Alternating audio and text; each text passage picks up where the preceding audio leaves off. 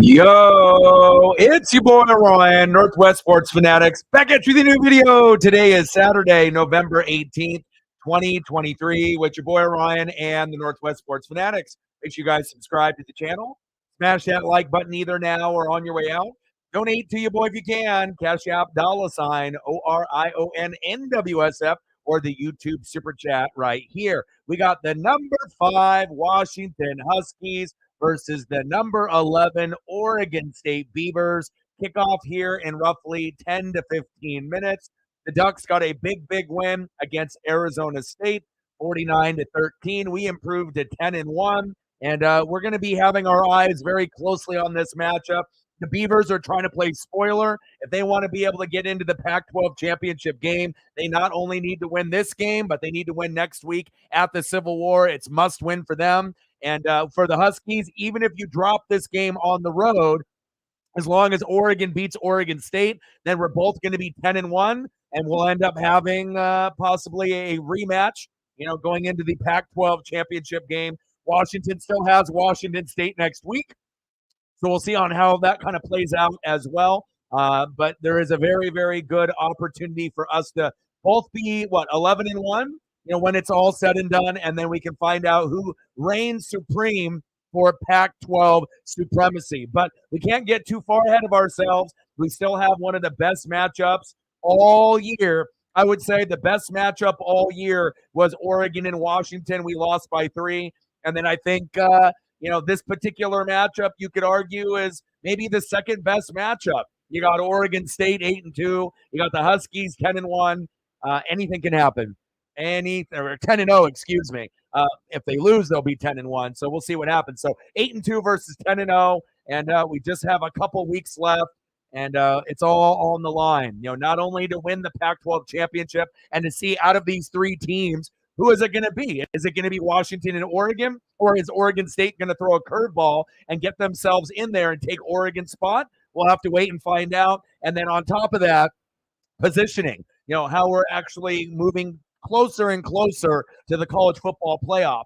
And depending on what happens here in the next couple weeks, it may be Washington, it may be Oregon. Oregon looks very good. I think we are the best team that's in the Pac-12, even though that we did lose to Washington. And if it's going to be on neutral turf or neutral ground, if it's going to be in Vegas for the Pac-12 championship and it ends up being the Huskies and Ducks, I do firmly believe that the Ducks can get that victory. But, like I said, we still got a few weeks until we can prove that point. And you never know. Maybe Michael Penix Jr. will win the Heisman. Maybe Bo Nix will win the Heisman. Maybe the Huskies will win the Natty. Maybe the Ducks will win the Natty. Maybe both teams can actually make the playoff. Who knows how far we can go? But I do know one thing for sure. The cream of the crop of the Pac-12 is right here. You got the Huskies, you got the Beavers, and you got the Ducks. Oh, man, I can't wait for this matchup.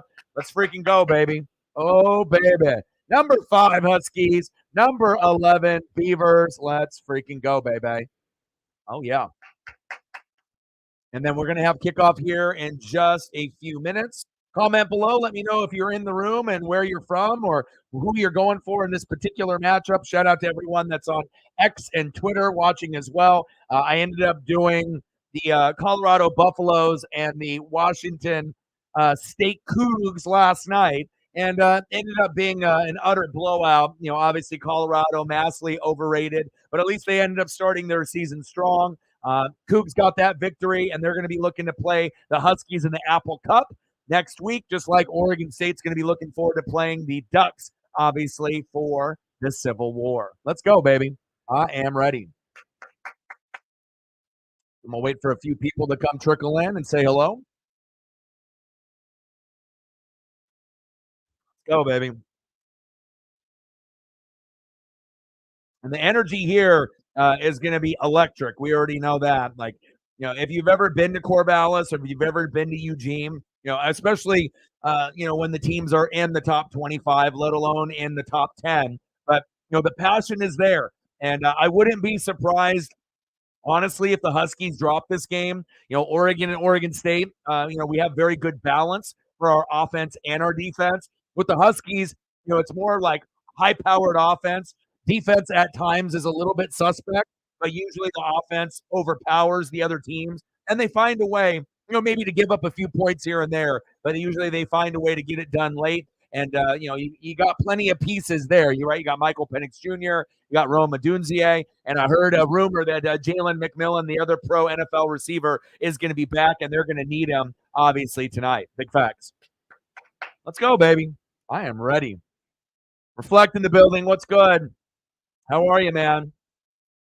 They decided to bench Bo Nix. I didn't know what we were going to get for numbers. Obviously with him, if they would have continued to play him, but anytime you can get 5 or 6 touchdown passes in the first half, pretty clean. I mean, obviously we don't want to, rub it in and whatnot, but I mean, hell, if we would have played our starters for that whole game, obviously you could risk some injury, and we're trying to be smart with the Huskies and the Beavers, with the top 3 teams in the Pac-12. But the way that game was kind of, trending, we easily could have put up 70, maybe even more. So, they wanted to give a little experience, to the backup, and I totally get that. I don't want to risk any injuries until we end up getting to the Civil War next week. And I'm ready, man. Like I said, I love me some Michael Penix Jr. DJU, obviously, has been great for Oregon State, as well as Damian Martinez, the running back. Their defense is pretty solid. There's going to be a lot of rain, so that'll be a little bit of an X factor as well. And it took me a little moment, to be able to get the thumb on point, but I figured, take a little bit of extra time to get it done. And on the right, we got DJU, Ugalele, and then we got Michael Penix Jr. on the left, baby. Let's go. Man, I'm excited. And like I said, I want to make sure I'm soaking in all this Pac-12 action because, like I said, I've been watching the Pac-12 when it was the Pac-8, the Pac-10, and then got introduced to the Pac-12, going with the Rich Brooks to the Mike Bellotti, and then obviously transitioning to Chip Kelly, and then seeing many other coaches after that, Helfrich, to Willie Taggart, Mario Cristobal, now with Dan Lanning. And I really like what Dan is doing. The one thing I don't like about Dan is the critical decision making. But as far as him as a leader, his passion, his recruiting, I love all that. Everything else is a 10 out of 10. He's the guy, that can help us win not only the Pac-12 championship, but he's going to be the one that's going to help us win the Big Ten championship in the next 5 years over Ohio State and Michigan. It's just, recruiting is starting to come in very, very nicely for us. And it's just crazy, man. Like, you watch this team, and the main difference that you can definitely tell, Bo Nix is playing, just like Mariota when he won the Heisman, or like a Justin Herbert. But the real main difference with this team is something that I've always wanted. I've always dreamed of it. Anyone that knows me personally or through the channel, they know I'm a defensive guy through and through. It's always defense, right? Defense, O-line, D-line, defense, coaching, special teams, play calling, a lot of the kind of X factors in football that sometimes get overlooked, right? And we actually have a good defense for once. And then once you're actually noticing, if you have a defense that can match a top 5 or top 10 offense in the country, I mean, watch out. That's when you know your team is legit and you actually have a chance to compete with teams like Michigan, Ohio State, Florida State, Georgia, and Washington. So, and as well as Oregon State this year as well. I'm very, very excited. I'm gonna be rooting for Michael Penix Jr. to do his thing. I'll be rooting for the Beavers to show that they belong, with obviously the Huskies and the Ducks. And it's nice to be able to, be a showcase, conference, even though this is our last year. And yes, all our quarterbacks are fucking transfers from other schools.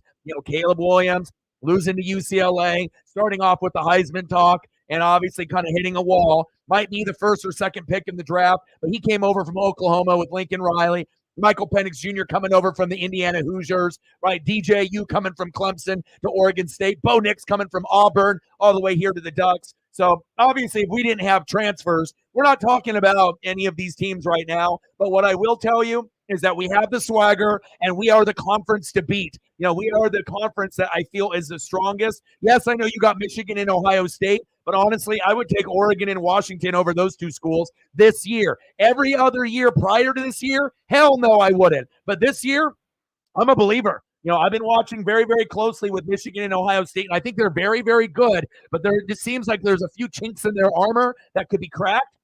maybe a little bit of a flat tire here and there on certain areas that we could exploit. And I definitely think if we can get into the playoffs, either the Huskies or the Ducks, it would be great if we could get both of us up there. But realistically, it doesn't look like that. It'll only be one, right? But if whoever gets there between the Huskies and the Ducks, it legitimately feels like we got a shot to not only make the playoff, but also to get to the championship game. And depending on who we match up against, Georgia, Michigan, Ohio State, Florida State, or someone else, we may be able to win it all. And I never would be saying something like that if I truly, in my heart, didn't believe it. So, obviously the SEC will always be, covered by, most of the quote unquote experts or bandwagon fans. They're just going to be like, well, Georgia won it the last 2 years. And but prior to that, Alabama, LSU, SEC, remains supreme and remains king. I get that. Right, but Georgia doesn't really feel like they're as good as they were the last 2 years. Is Georgia good enough to win it all? They may be, but they don't feel like they're the top dog, like they're going to run away with it. Michigan and Ohio State are always good every single year. It seems like they're number 1, 2, 3, or 4, typically number 2 or number 3 or number 3 or number 4 with maybe Alabama and Georgia. Now they're at the top, but it doesn't really feel like they can maybe really fully get it done. They don't really seem full strength. Like, I think that they're very, very good, but there's just a few other teams that I feel that are a little bit better. And then with Florida State, that's the Fugazi team that doesn't belong. I honestly feel if Georgia, Ohio State, Michigan, the Washington Huskies, or the Oregon Ducks played Florida State, we would absolutely, dominate them. We would, they would just implode. There's just no way that Florida State's going to be hanging with any of those other 5 teams. Now, I get it. You got a good record and you're doing well up to this point, but being in the ACC, who the hell have you actually played? Let's be real. So I honestly think if Florida State, played any of those other 5, they could keep up maybe for a half, but in the second half, Georgia, Michigan, Ohio State, Washington, and Oregon would make the right adjustments and then blow them out of the water, in my opinion. So we'll see where it goes. But Oregon State at home, definitely, they're favored by Vegas by 1, not by 3 or by 7. The weather is going to play a factor, and don't be surprised if the Huskies lose. But if they do, right, it's not going to hurt them. They're still in the Pac-12 championship. This will just be their first loss because I don't think they're going to lose to the Cougars in the Apple Cup, right? So they'll still have a chance if they lose tonight to win and go 11-1. We're 10-1. We're going to beat the Beavers next week, but it definitely is going to be a game that we could lose also. We're going to be at home, though, at Autzen. We're not on the road. I mean, the best case scenario for the Beavers to be able to pull off the miracle is if they had this game here in Corvallis and if they had next week's game against the Ducks in Corvallis. If that was going to happen, then I would be really worried because then Oregon State could literally win 2 games in a row, take Oregon's spot, and then it would be Oregon State and Washington Huskies for the Pac-12 championship game. But I think that Oregon will find a way at home. It'll be very tough, just like this game. But again, if the Huskies lose this but win the Apple Cup next week, we're still going to line up and get the Huskies and the Ducks in the Pac-12 championship game. The only way that we're going to get something different is that if the Huskies end up dropping this game, right, and then Oregon State ends up winning this, and they win next week against the Ducks, and then obviously I'm not sure if they're going to do it, based off record, head-to-head, or where we're going to be going and whatnot. But obviously we have 1 loss. Then that would give us 2 losses next week. And then if they win today, and then obviously they win next week, then they would have the tiebreaker on us. And then it would be the Beavers and Huskies in the Pac-12 championship game. So anything is possible. And I always love it when there's something on the line. Let's go, baby. Let's go. Reflect in the building. What's good? Daniel in the building. What's good? 52-14. Yeah, I think we all were roughly around there. I figured that they would get somewhere around 20 points. I thought maybe a couple touchdowns and a couple field goals. So I think you guys, you and Matt were very, very close. And also, let's be honest, they sat Bo Nix at halftime. So if they, I don't think anyone anticipated 5 or 6 touchdown passes in the first half. So in all honesty, Oregon could have put up 70 or 80, and it could have been 70, 2 to whatever, 14 or 17, but they decided not to run up the score. But still, for a prediction, I think we're pretty spot on for a lot of us in the room. So congratulations to Reflect and Matt on that. David in the building, what's good? He said, let's go Beavers. What's good, brother? Yes. We've never had a defense. The last time that we had a defense, arguably, that was this good was when we had our best team of all time with Joey Harrington in 2001. If you go back and look at that roster, with like Patrick Chung, Walter Thurman III. We had 4 guys in the secondary that went to the NFL, guys on the D line, as well as linebackers. That was the last time that we had maybe 8 or 9 guys out of the 11 that made the NFL within a couple years of each other. Here we go with the kickoff. Oh, baby. All right, hold on one sec here.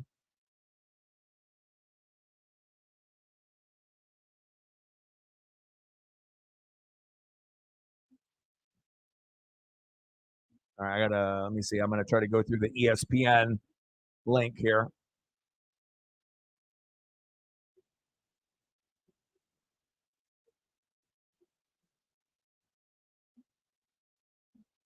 All right, here we go. All right, I had it on another link, but I got it through ESPN now. So, all right, here we go.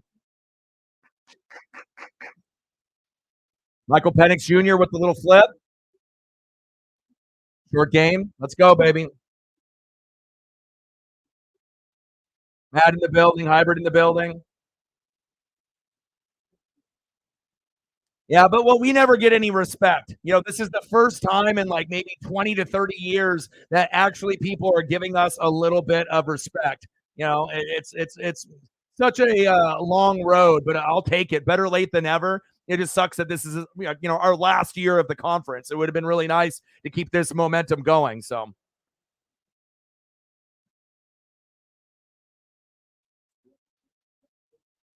Oh, nice. First down, Huskies. Move the chains.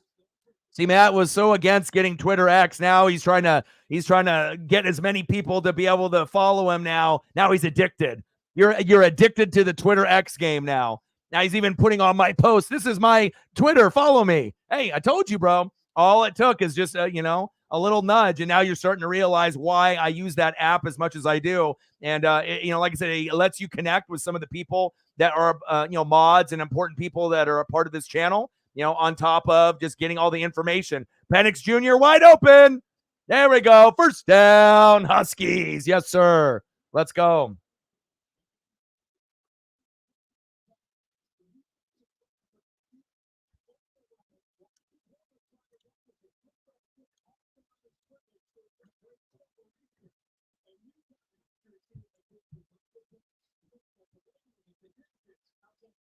Let's go, baby. The weather is going to play a factor.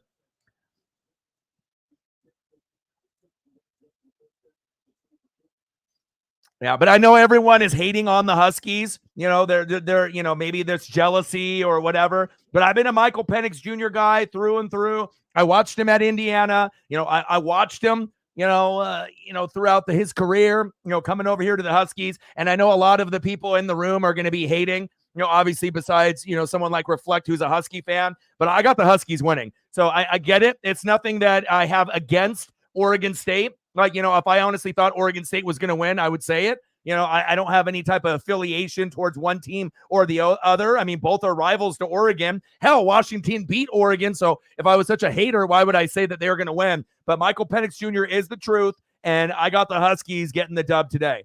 So I got the white Natty jersey on. Washington's wearing white. And the Huskies are going to end up winning the game. They're going to stay clean. They're going to be undefeated. They're going to play the Cougs, and then it'll come down to 11-0 Huskies, 10-1 Oregon Ducks after we end up getting our dub on the Beavers, and then we'll see who the best team is to go obviously move forward in the college football playoff. And I know a lot of the people that are not Michael Penix Jr. people like me and Reflect, that's fine. You can go for the upset, but it ain't happening today. I'm telling you that right now.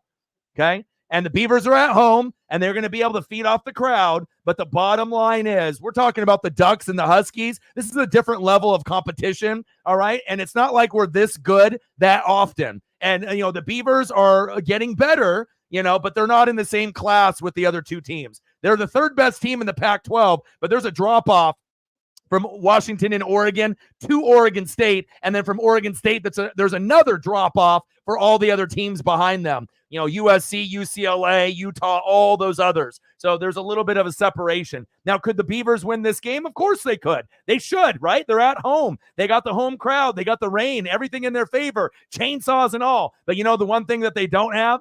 Michael Penix Jr. And DJU is great, but he ain't no Michael Penix Jr. So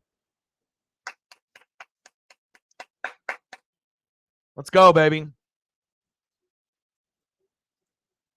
Oh yeah, I actually I have friends. You know, some of my best friends, Marcos and Jake, are big Beaver fans. You know, Jake moved to Texas from Oregon to Phoenix to Dallas, but he's still a big Beaver fan. And Marcos goes to the Beaver games all the time. It wouldn't even surprise me if he's there right now. Pass incomplete. And the Huskies have to be smart, knowing that with the rain, that they're going to have to be able to go for field goals. And that's okay. You know, they don't have to be able to try to do the full court press like Oregon and Washington normally do. When we play a team like this, Washington this week and Oregon playing the Beavers next week at home, you have to take points and take those opportunities when they're there. Jalen McMillan, great to see you back, baby. Let's go. And if I honestly thought that Oregon State, you know, was the better team and they would get the dub, I would have no problem, you know, admitting that. Like I said, these are both the biggest rivals to Oregon, but I know what Washington is made of. I know their DNA. They're going to get the dub, but it could be very, very close. Penix Jr.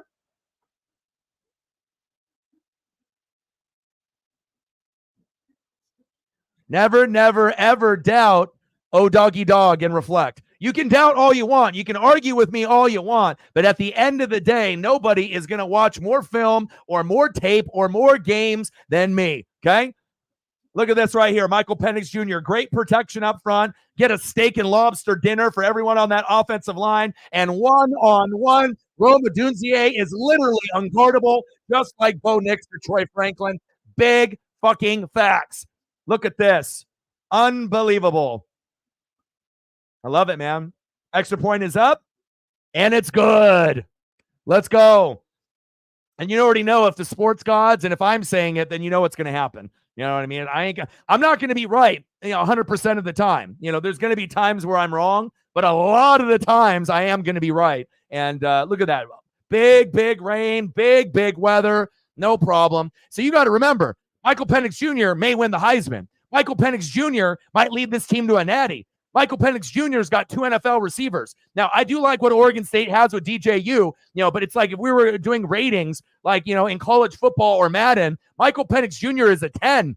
All right, Rome Odunze is a 10. McMillan is like a 9.5, 10, right? And then DJU, he's like an 8, 8.5. He's really, really good, but he ain't on the same level. And then Damian Martinez, I like him a lot. If you want to throw him a 10, he's a very, very good running back for them. So, and then their defense is pretty good. But the one thing that they probably didn't think that would happen that might hurt them is this rain. This rain might help out the Huskies a little bit more because one-on-one with those matchups, if the Beaver players slip on defense, they're counting on their defense to be better than the Huskies. And with this rain and not having clear skies out there, that might be the X factor that the Beavers thought would work in their advantage. But in all reality, it's going to be a big problem. And that's going to be something where you're going to notice them slipping on the field. The Huskies are going to be able to take advantage. 7-0 Washington. Everyone in the room wanting Oregon State to win, wanting to hate on the greatness that is the Huskies or the Ducks. But when you know, you just know. Let's go, baby. $5 holla. No. $6 holla. No. $7 holla. Let's go, baby. 7 for the touchdown. Let's go. I appreciate you. Bang, bang, bang. Boom, boom, boom. Bang, bang. Bang, bang. Appreciate you. Let's get some Michael Penix Jr. up here. Let's go. And if anyone had any doubts that the game was going to be sloppy and the Beavers were going to dominate, then that touchdown wouldn't have happened. There would have been a pick, on the first drive, a fumble, sack lunches, crowd goes crazy. You know what I mean? But you have to understand, this isn't just like any quarterback. This is someone that could literally be the NFC Tua. This could be like the next big thing, going into the NFL. And I have a lot more confidence in Michael Penix Jr. and Bo Nix than Caleb Williams. So, And Caleb still has that athleticism, right? But completion percentage, decision making, he's going to need a good supporting cast, like me and Reflect talked about before. But I feel with Michael Penix Jr. and Bo Nix, they may not need as much to be able to succeed, depending on what team that they get on. Yes, they're going to need good coaching. Yes, they're going to need good mentors. Yes, they're going to need good O-line and good weapons, a good running back, a good defense to bail them out. But I have a lot more confidence on this run right now with Michael Penix Jr. and even Bo Nix. And everyone laughed. Bo Nix winning the Heisman, never going to happen. Now who's laughing last? Where it looks like he might be the front runner still. Like he was probably the front runner last week. And depending on what Michael Penix Jr. does today and next week, that may determine if it's Michael Penix Jr. winning the Heisman or if it will be Bo Nix. Big facts. Let's go. Maybe you and me are the only ones that are happy about that opening touchdown, but I'll tell you what, I know talent where when I see it, and big facts, this is special right here. I haven't gotten this excited, about a quarterback in years. You got to understand, I've been watching college football and the NFL since the mid 80s. It's been a long, long time. I got excited when I watched Michael Vick on Virginia Tech for the first time. I got excited when I saw Johnny Football at A&M with Mike Evans, and this is probably the third time. And I knew that those guys were going to be limited in the NFL for what they were. Johnny liked to party, he really, and girls, he wasn't really focused, on the NFL. And Vic, I knew, wasn't going to be as good as a Steve Young, but he was going to be special, electric, depending on the teams that he got on, right? But he wouldn't necessarily be a Hall of Famer. Michael Penix Jr. has a chance, to be like Tua and Michael Vick, but higher and maybe even closer to Steve Young than people realize. Big facts. Let's go. $7. Let's get to a hundo. Let's go, Huskies. Yeah, and if you want to handle the dono duties for me, I'd appreciate it. I'm not sure if Sarah is going to be coming in or not. I know that she got into a little bit of an argument with family and whatnot, and we were talking earlier. So I think that I told her, if things are getting kind of tense and whatnot, like I said, sometimes it's just better to see if you can work it out and apologize instead of trying to be able to go to a friend's house or go somewhere where you're not going to necessarily be comfortable and whatnot. No one wants to be able to go and sleep somewhere where it's like you can always sleep in your car or go to a friend's house, but depending on how far away that you have to drive. So we'll see if she ends up showing up in here. I've been talking to her today, but I think hopefully things are being talked about right now, and we may or may not see her in the room. So if you can help me out with the dono process, Matt, I would appreciate it very much. 3rd down and 6.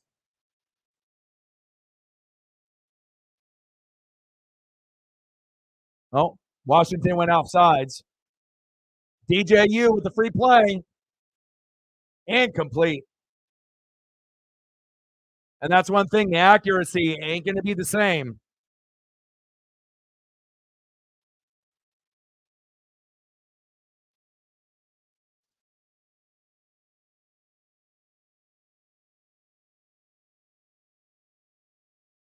It's like, how are you going to let Washington State beat you? You know what I mean? That's just like a head scratcher. And how are you going to let Arizona beat you too? That's the difference. You didn't lose to the big boys. You didn't lose to Washington and Oregon. You lost to freaking Washington State 38-35. You guys were both ranked at the time, 21 and 14. And then you lost to unranked Arizona 27-24. So it's not like you've lost badly, right? But you still lost to two of the shittiest teams that are in the Pac-12 overall.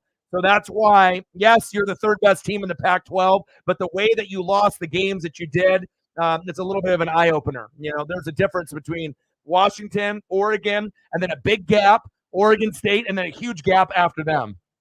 Big facts. Again, if they were to lose games against different opponents, Oregon, you lost to them, or Washington, or I don't know, maybe even because USC isn't really that considered that good. At the beginning of the year, they were and whatnot. So it looks like Sarah is coming through. She just messaged me.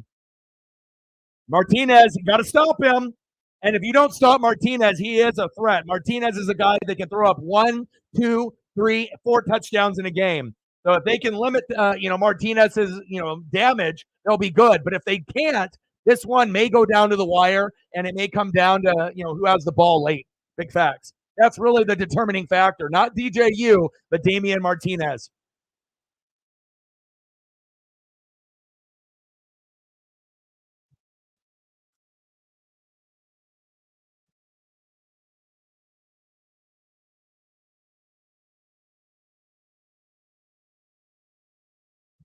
He's a stud. Freshman last year, and he was a beast mode. Wow, good defense, Huskies. Woo! Let's go. But you know what's going to help reflect the rain? Like I said, the one situation for a defense, like you already know it too, right? The Huskies defense is not as good as Oregon's.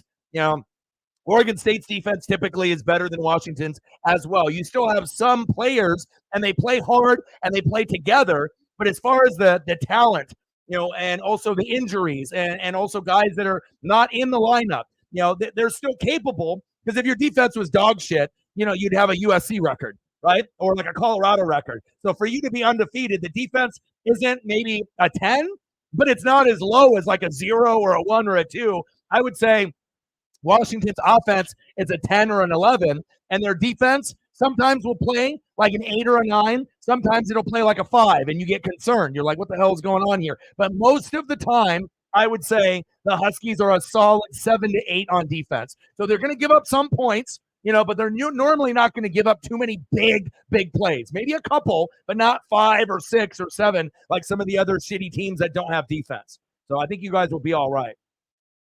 Little jet sweep. But the rain might be able to counteract some of the speed that Oregon State would use against you, because they're going to be slipping, you're going to be slipping, and then it's all going to be about angles at that point.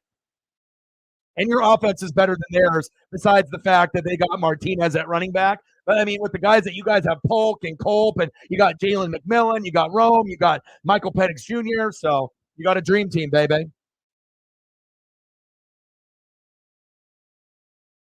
That's why we have to be scouting on this mat for the matchup at Autzen, because the way that they run plays on Washington, they're going to run that same kind of play structure on us. And Oregon State, even though they lost to Washington State and Arizona, wow! Oh my God, look at that athleticism. Guy took off from like the 6. That was insane. Oh my God, Sarah in the building. I was hoping that you were going to get things kind of situated with the fam and whatnot. Like I said, sometimes when we have little squabbles, with our living situation or with friends or fam, it can get a little dicey. And I was hoping that you wouldn't have to go, stay somewhere that you didn't feel comfortable staying, or in your car, or at a friend's house where you'd have to drive way too far, or some other place to sleep. So hopefully things are going to work out for you. Nice tackle.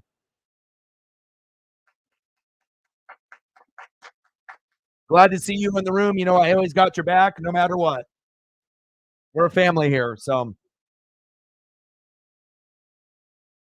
sometimes, you got to take a step back and apologize. Sometimes, even when you think that you're not wrong and maybe someone else is wrong, just to diffuse a situation, sometimes you just got to be the bigger man or woman and just say sorry. Even if you maybe 100% don't fully think that it's all your fault, but you just have to do that to kind of get your foot back in the door. Touchdown, Beavers!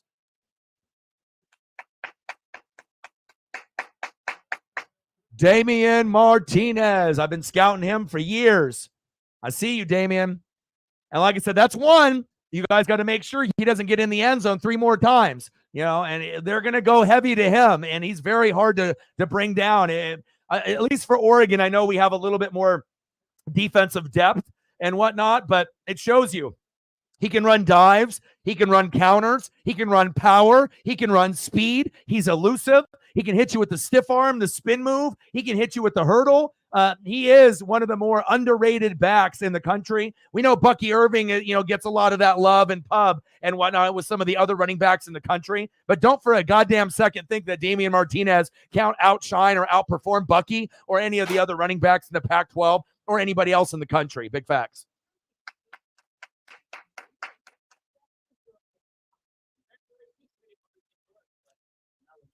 Hey, but you know what? If that's going to be the thing that's going to be able to give you a roof over your head and then give you that comfort, while you're trying to figure out, job situation, if you're going to stay at that job or get a new job, and you're going to be able to have your mental health and spend time with us. Sometimes you just got to be able to be the bigger woman, bigger man.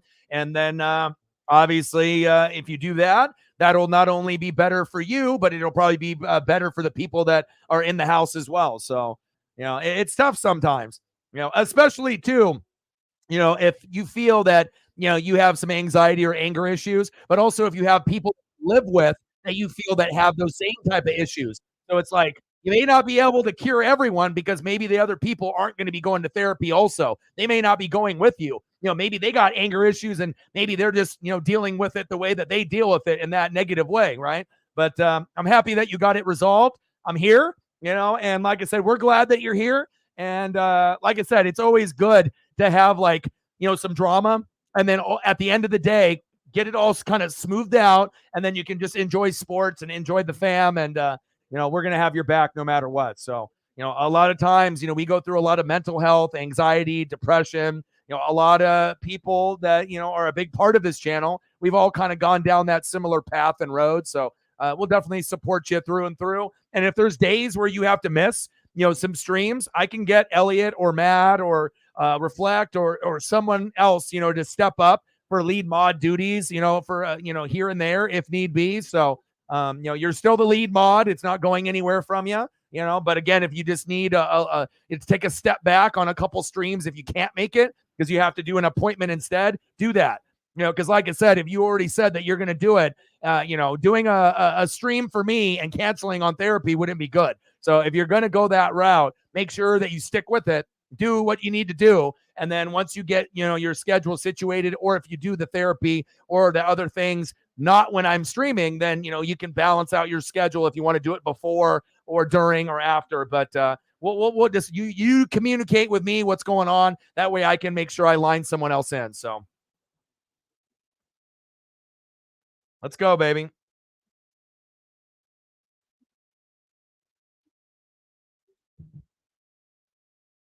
Good game so far. Knotted up at 7.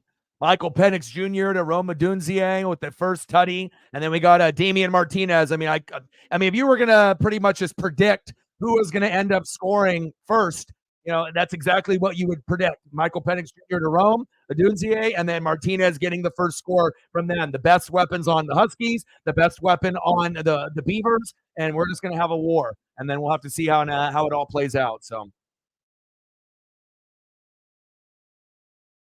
let's go, baby.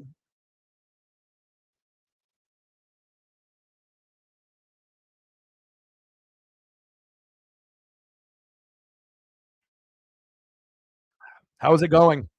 What's the score of the Iowa State game? All right, here we go. We're knotted up at 7, baby.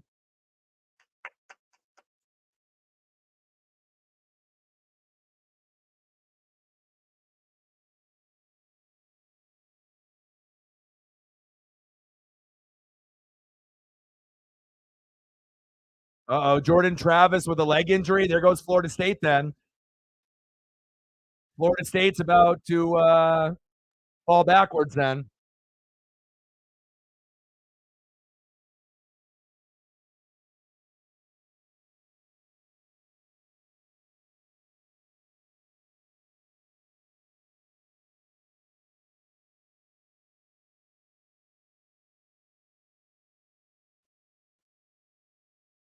Quarterback injuries have been really tough in college football and the NFL. Michael Penix Jr.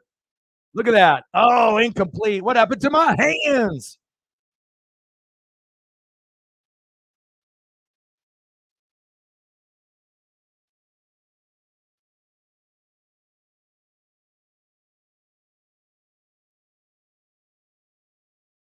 This is where it's going to come down to, baby. A little Michael Penix Jr., a little Rome Adunziang, and then we're going to get a lot of that. And then don't you for one second think that this guy right here isn't going to be a factor late in the game. Michael Penix Jr. with the play action fake and complete. Right here, baby. Damian Martinez. And you got to make sure that you keep the crowd out of it, because once the crowd gets going for the Beavers in Corvallis, all those chainsaws start going off, and they really start getting rowdy. 2 drops, yes, a little slippery out there. Well, look at the rain. I mean, the rain is coming down. Let's go. Second best game all year, but Huskies and Ducks was number 1. This is number 2. And then I think Oregon State will be number 3. And then obviously Oregon, Washington Pac-12 championship rematch will be, right up there as well. Penix Jr., run! Incomplete.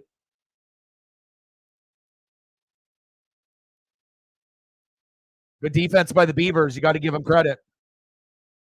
Plus, Michael Penix Jr., he needs to make sure that we're not trying to go for the kill shot. You're not trying to end the game early. It's really, really slippery out there. So we need to be able to run a little bit safer routes, so 5-yard outs, 5-yard ends, maybe some slants, some crossing routes. We don't need to be able to worry about plays developing like stop and goes and posts. It's too rainy for that right now. You got to wait for the second half to see if it lets up. And then you can run some stop and goes and some different, more elevated routes that take a little bit more timing to get done. So if they can end up just kind of dinking and doinking down the field and not going away from the run game, that's one thing. If the Huskies go away from the run game, they have a chance to lose this game.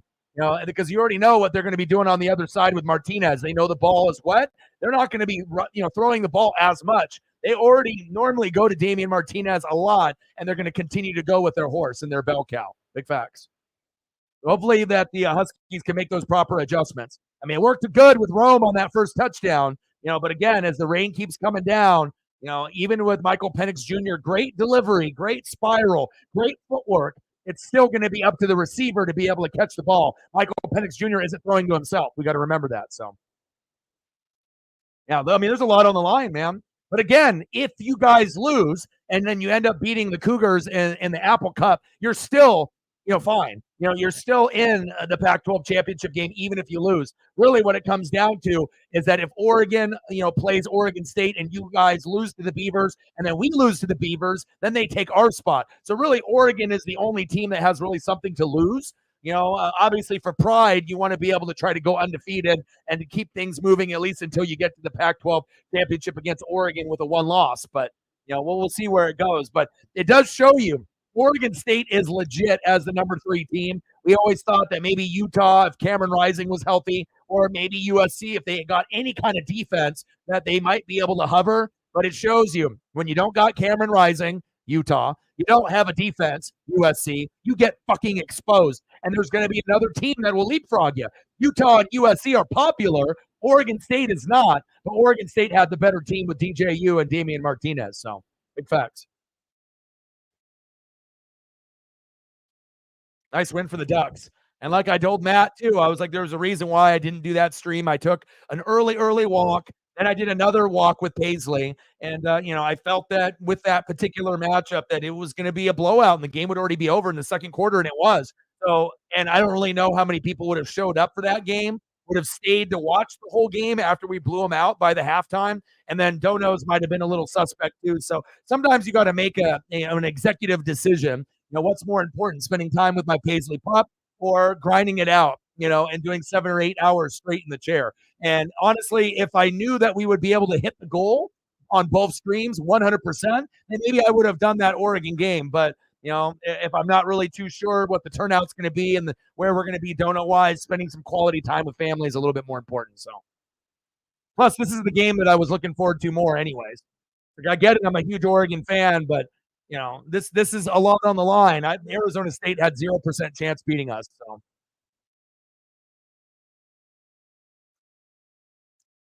let's go, baby. Throw up some Husky photos here as well.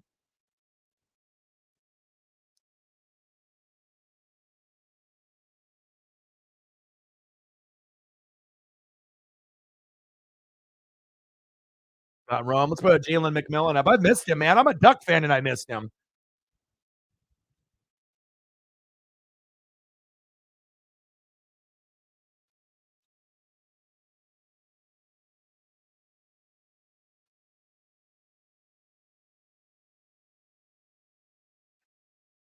Eagles and Chiefs. There's my boy. And people wonder why, I'm able to come up with so many predictions and ESP because I'm not a fucking hater and I'm not biased. I just love talent and greatness. It doesn't matter if it's on my team, it could be on the rival team or rival teams. Doesn't matter. If you can appreciate the game for what it is and greatness, it's not always about the school or team name on the front. It's about the name that's on the nameplate on the back. Big facts. And I can appreciate a matchup like this through and through.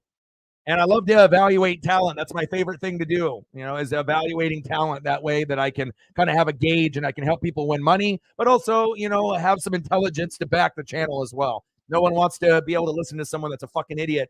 We already have plenty of those people on TV and podcasts. Big facts. Biased as fuck. 2nd down and 8. DJU. Handoff. Woo! Oh, baby! Hit him with the spin cycle, whirlpool, wash them clothes twice. 1st down, Beavers. This kid is special. Look at this. I told you he can hit you with the spin move, the hurdle, the stiff arm, and he must have been listening. He picked up the telephone. So he's like, oh, O-Dog is kind of letting him know what my skill set is. Damn right. And this is what makes me worried being a Duck fan next week. I mean, he's doing these moves in fucking pouring down rain. The guy is legit. Let's go, baby. Oh, we got an injury. Hell no. What happened?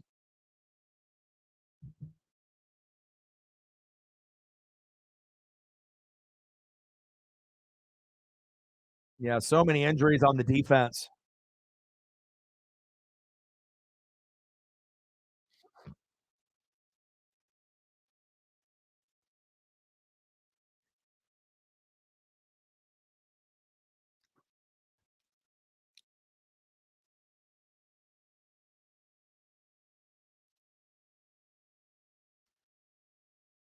Especially too, if you're the Huskies and you're going to be playing the Beavers, and Washington State's going to be motivated to try to upset next week. They obliterated Colorado last night in the game that we did, and then obviously if it ends up being the Huskies and the Ducks, they already know what we're all about. I mean, we're going to take it all the way to the very, very end, and if it's going to be on neutral field, Oregon has the advantage. So. And I think that Reflect would agree with that too, even though he's a Husky fan. Oregon at home, Oregon has the advantage. Washington at home, Washington has the advantage. If it's on neutral, based on the injuries, and how things have played out, I think Oregon would have a slight edge if it ends up being in the Pac-12 championship on neutral ground, just based off, the health of the team and the way things sit as far as today. Now, could the Huskies still end up beating Oregon on neutral? Of course, but that's just kind of my feeling. And not a biased take, but I just think it's just reality. I mean, they can say, oh, Oregon is the best one-loss team in the country. We're one of the best teams in the country, like just the way that we've been playing. And same thing with the Huskies as well. People got to give a little bit more respect to our names. We need to hear a little bit more love for the Huskies and Ducks. It only took us 30 to 40 years to finally get this love and respect. But still, you're getting Big Ten and SEC haters not giving us our due. Still talking shit. The last time I checked, SEC don't got quarterbacks like we do. The Big Ten, they don't got quarterbacks like we do either. You got J.J. McCarthy, but I wouldn't take him over Bo Nix or Michael Penix Jr. I mean, McCarthy's pretty good, but he ain't on the Michael Penix Jr. Bo Nix level. He could still be up for the Heisman, but he ain't on the same level. Not in my opinion. Dom in the building. What's good, Dom?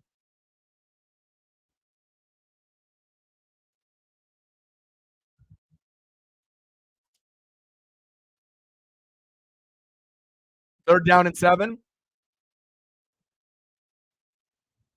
Shotgun set. DJ. Keeper. Uh-oh. 1st down. Beavers. Move the chains. Flag on the play. Maybe a hold on the offensive line. I would believe it would be. Let's see. Yep. Bring it back, baby. I can't believe college football is almost over. I know a lot of people, they don't appreciate college football in the NFL when we have it. It's like they bitch and moan and complain for 8 months when we don't have it. And then when the season is here, they find things to do that aren't football related. Oh, let me go watch a movie. Oh, let me go watch reruns of Friends. And I love me some Chandler Bing. there's got to be a time and a place. If you want to watch Chandler Bing and you want to be able to watch Friends and salute to Matthew Perry, watch before the game or after the game. You don't have to watch during the game. And then all of a sudden the season ends and they're like, well, I should have watched more college football and NFL. No shit. You got to make sure you're really taking advantage and enjoying the moment. Because with a blink of an eye, the season is over. We're going to be in the bowl season, and all of a sudden we're going to be in the fucking NFC, AFC championship game and the Super Bowl and the Natty. Oh! If that was a little bit better positioning, that could have been a pick right there.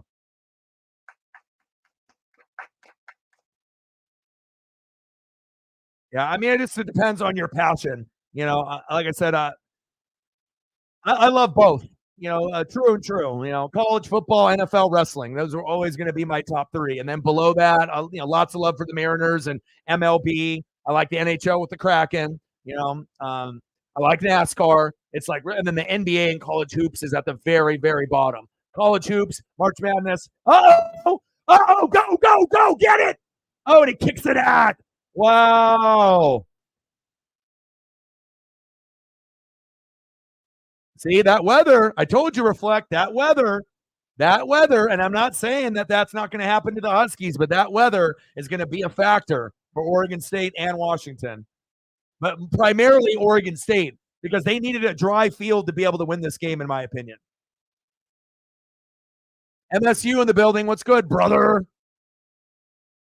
Yeah, but sometimes it's the camaraderie. It's like, do I like playing Madden or college football back in the day? It was college football. The gameplay was faster. It was funner to play. It was easier to run, and the band and the students and, the fight songs. It just depends on if you actually go to games or not, and like I said, NFL games are NFL games, but I feel like with the tailgating experience, it's always going to be better at a college football location rather than NFL location. Like in Seattle, you can't even tailgate. They don't even allow it. You have to go to the bars or you tailgate in your car, but they have security and people kind of watching. So you just go to the bars close to the stadiums and you party there and then you go in.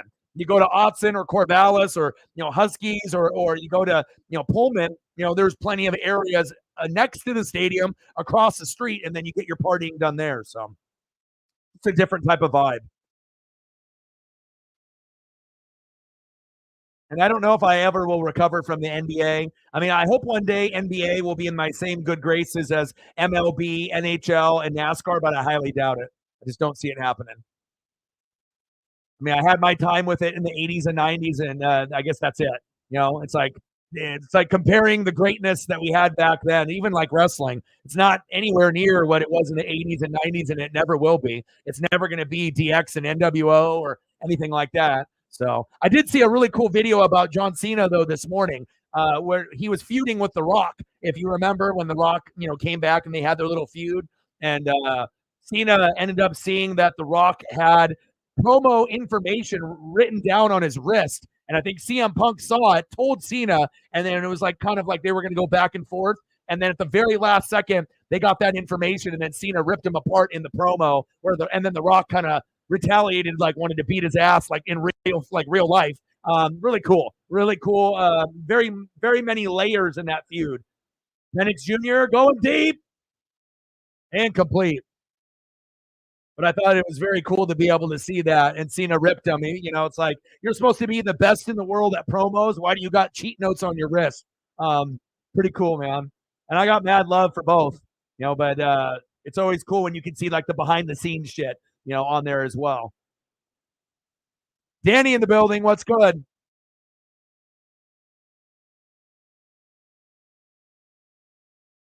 $7 hairs, 93 to go. 9-7 Huskies. I imagine everyone that hops into the stream will probably be thinking Beavers, but your boy knows better. Penix Jr. intercepted. Oh, if that was not raining, what happened to my hands? You got to be able to help your quarterback out. But like I said, they're playing like there's no rain out there. You got to make sure that you're just gaining confidence along the way. Why are we running routes 20 to 25 yards downfield? Can't we just dink and doink and then go play action on first down once you run, dink and doink, and then you go deep to Jalen or Rome? Come on now. Come on now.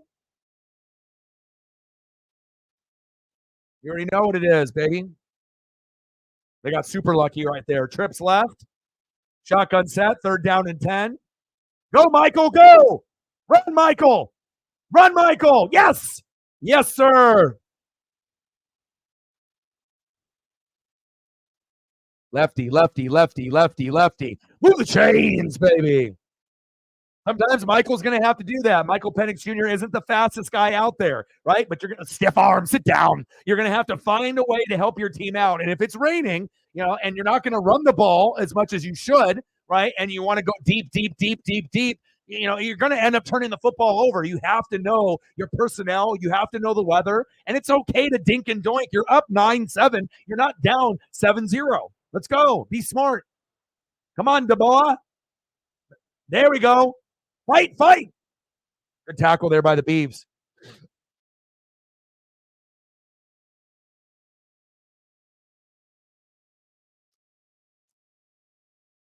I know. Bo Nix, Heisman.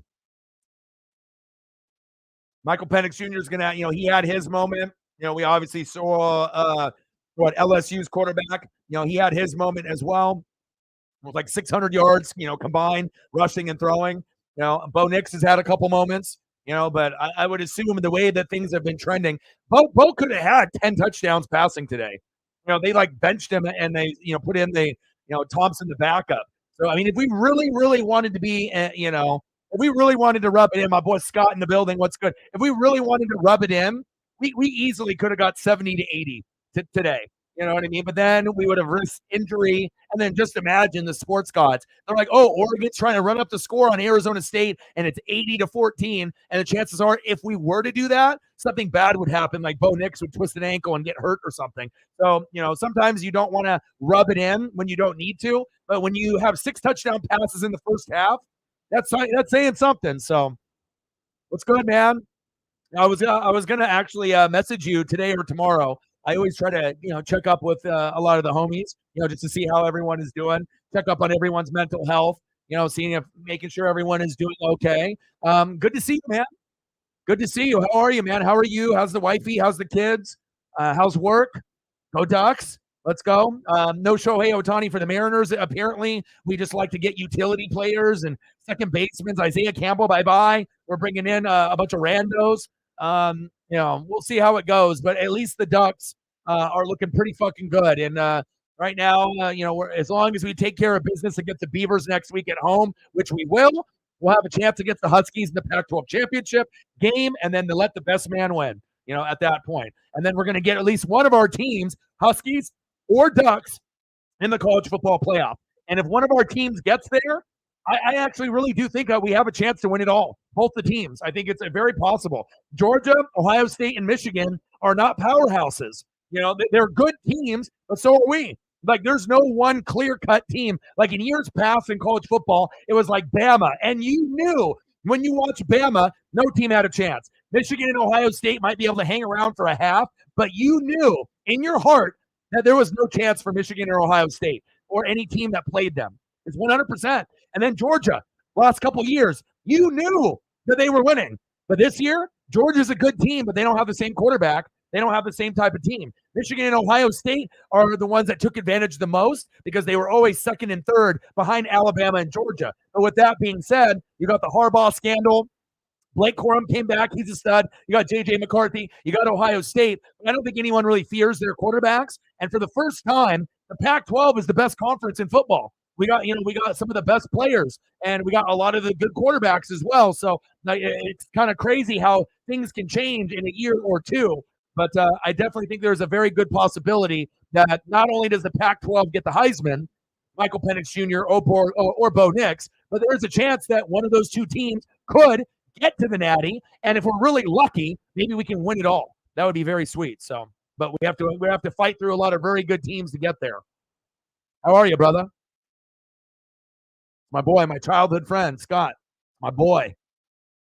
We used to play video games, NFL game day, sit on the bean bags, eat some snacks, drink the Snapple. Good times, man. I wish you lived here in Oregon, man.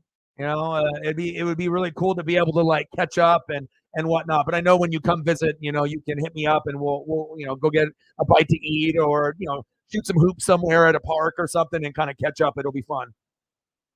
Shotgun set, Michael Penix Jr., and don't abandon the run. All right. I know the Beavers have a good defense, but don't abandon the run. Flag on the play.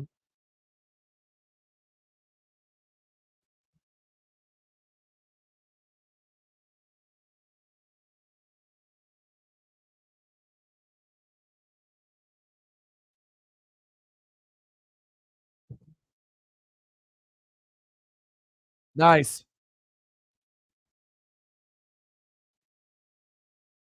Congratulations on that. But also on the flip side, and you know this too, playing against Ohio State or Michigan isn't really fair. It's like, if you actually had a better offense that could score points, then there would be an upset alert. Defense is always good. Tight ends typically are pretty good year in and year out from Iowa, but offense, you need one. Hopefully that you guys will be able to get the right coach in the future, and then you guys can recruit offensive players. And it won't just be like that NFL tight end like Laporta, type of player that you can get a full team, including a quarterback, running back, wide receiver trio. Whistle and flag on the play. 9-7 Huskies.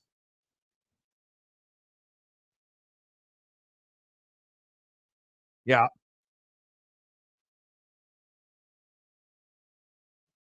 False start, a few mistakes, but no surprise. I mean, the rain is coming down.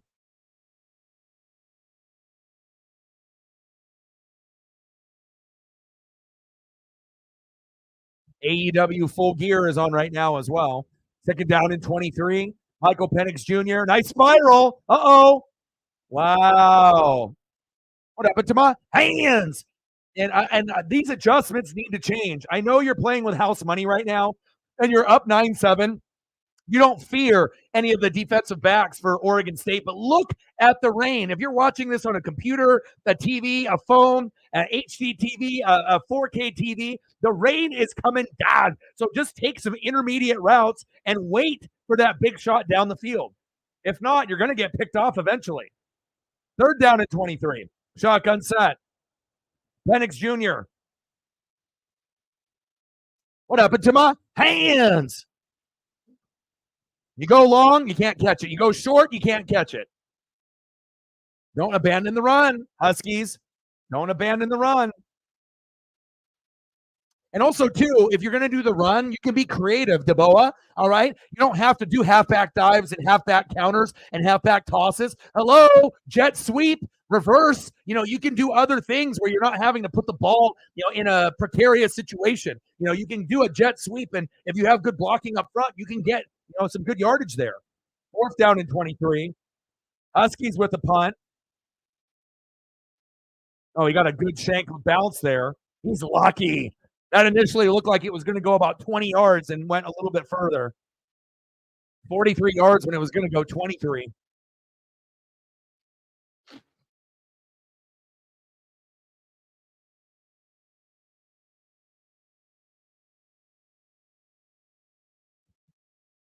Sometimes you got to respect the opponent, and you have to realize the circumstance that you're in, and that's why I think there's certain coaches that are better than others. You have to recognize situational football.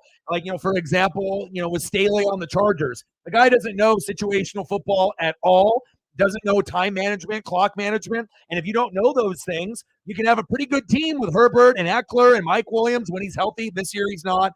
Keenan Allen, Derwin James, Asante Samuel Jr., Joey Bosa, Khalil Mack, and it doesn't matter. Every single year, you can end up winning 9, 10, 11 games, but every single year, you're going to be the AFC version of the Cowboys, and you're one and done. You just can't get it done, and you have to be able to know situational football to be able to help your team out instead of playing like the weather is 75 degrees and sunny. We need to make sure that they make these proper adjustments. It's not that hard. Keep running the football, and even if you have to run the football and then you have to go 3 and out, at least you're showing that you're running the football. You can go run, pass, run, play action. And then eventually when you do run, pass, then you can do pass, run on first down, second down, and third down. And then when you get really good, then you can do play action on first down and then run. It's like you don't always have to do run, run, pass, pass, pass, run. You have to be able to think in those combination of three. You have to be able to work the count, and you have to also play one step ahead of the opponent. Everyone else is playing checkers. You want to be playing chess, but the only great elite minds know how to do that. You have to be able to get past the norm. Run, run, pass. Run, run, pass. You do that too much, everyone's going to catch on. Big facts. I'm good, bro.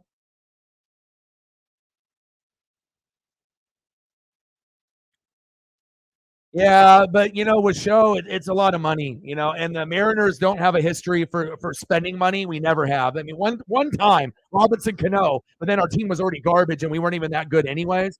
So it's like if they're content without spending money, then it's going to be extra hard for us to be able to get to a World Series or an ALCS, and then let alone win. And so they're just banking on the fans supporting them through and through, regardless if we make the playoffs or not. And it's true. Mariner fans are so fucking loyal that we literally could go 0-162 and we would still go to games.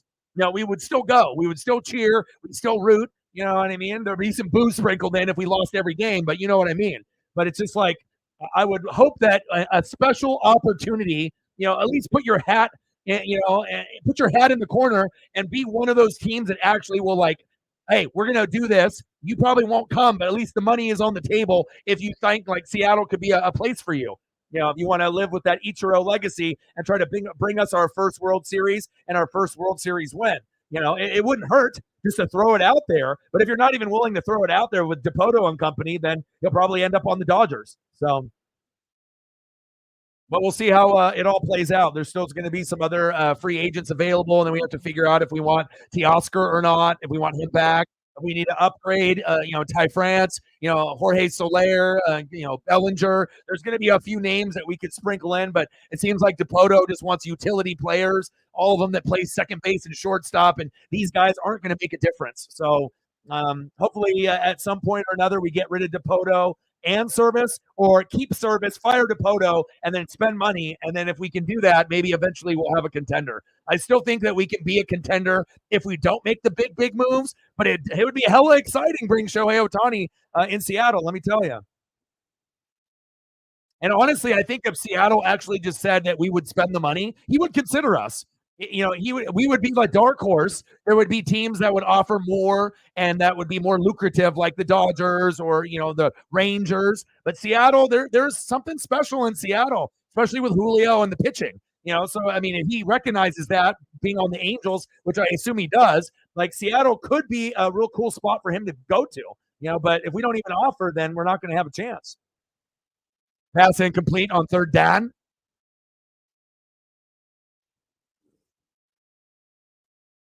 Yeah, it's good to see you, bro. Your boy's grinding. Yeah, I may got the number one sport and wrestling channel in Oregon, but I got big moves. I got to keep it moving. Oregon, Washington, California. I just got to keep moving, keep grinding, and stay consistent. Third down and 10.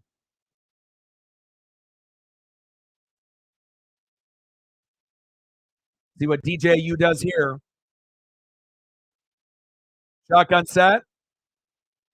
Nice blitz. Let's go. It's 12 noon. You know what time it is. It's a Husky sack lunch. Yum, yum, yum, yum, yum, yum, yum. Oh, let's go. Let's go. That's what you need, dude. That's like some Oregon Duck defense right there. And you got a lot of injuries on this Husky defense. Look at that move. Clean hit. Smacked him on the ground. Huge play for the Huskies. Let's go. Someone call 911. That was a nice hit, baby. Way to swing the momentum. Let's go. We are already a contender. Right now, where the way that our roster sits right now, we already are a contender. If you bring Shohei Ohtani on the team, yeah, we'll definitely instantly turn into one of the top 5 teams in Major League Baseball.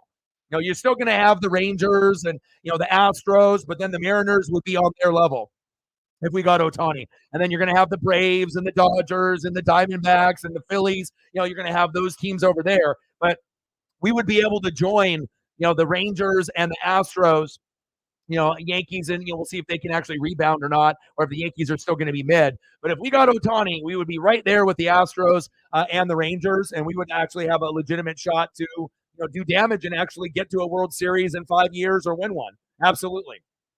I mean, hell, we might be able to do it without him, but I know with him, it improves dramatically because not only can he hit, right, but he can pitch. Now, he won't be able to pitch next year because of the surgery with the UCL, but if you have to wait 1 year and he's going to be on the team for 5 to 10 or whatever, you can wait 1 year and just use them at DH or use them as a hitter. And then the following year, you're going to get Shohei Ohtani, the pitcher and the hitter. And that could be the missing piece, the cherry on top to be able to get to the championship. Good hit.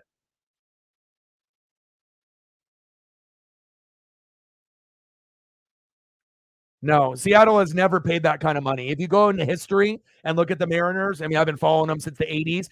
We've only spent money like one time in like 25 to 30 years, and that was like for Robinson Cano. And at that time, our team wasn't even good. It's like we had a different GM at the time, and when they were allowed to spend money, we did. We had like Nelson Cruz and Robinson Cano. You might have remembered that back in the day when we gave them over like 200 million, but we never did anything.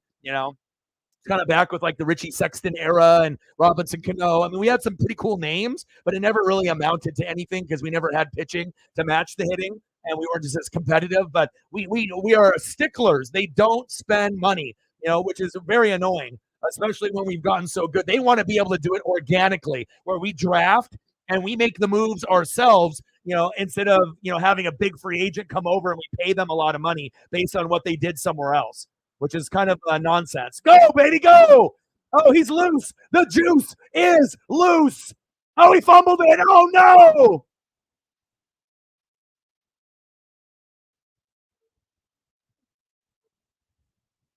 What happened to my hands? Oh, my God. Wow. Game-saving fumble recovery from the Beavs. This was going to be him down at the 5. Great blocking up front. Give him a lobster and steak dinner, extra butter. Look at that block. And look at that one. Wow. Hang on to the football. And he should have put the football in his right hand right there, not the left. He should have switched it over, and he got it punched out. That was just a great play by the Beavs. Punched it out perfectly. Charles Peanut Tillman. Pow, pow. Wow. Unbelievable. Especially in the rain. And they teach you, depending on what side of the field that you're on, you want to make sure you're shifting the football from your left hand to your right hand to your left hand, depending on what side of the field that you're going to. Normally, if you're on the left side, you're on the left hand is the strong. If you're on the right side, right hand is the strong, even if you're left-handed. So for him to keep the ball in his left hand, being right-handed on the right side, that ended up turning into the fumble. But again, when you end up making a big play and sometimes everything is happening so fast, you're just running. Whatever ball, whatever ball the hand is in, or, you're just going to go with it. But if he would have shifted it to his right hand, that wouldn't have happened.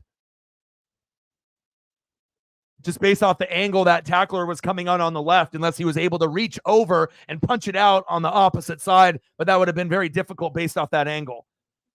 Tough play. But let's see if the Huskies can force a turnover here or possibly a punt. Wow, unbelievable. But it's not hurting the Huskies. I mean, they're up 9-7, so. Wrap up. Fumble, turnover.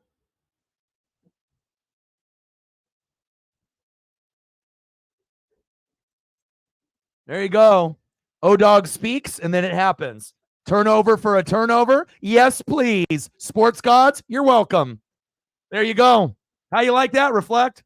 You like that? Anytime you end up getting a turnover and you have a team backed up in their own end zone, about 50% of the time, a turnover will happen, based off emotion, a fumble or a pick or a safety. And you just have to hope that instance is your team's moment to be able to capitalize when that other team is in the end zone and you get the safety, you get the fumble, you get the pick, and there it is. Sometimes you just know when you watch football. Let's go. Huskies about to score a touchdown now here. Let's go, baby. Touchdown incoming. ESP, baby. Shotgun set. Michael Penix Jr. Incomplete.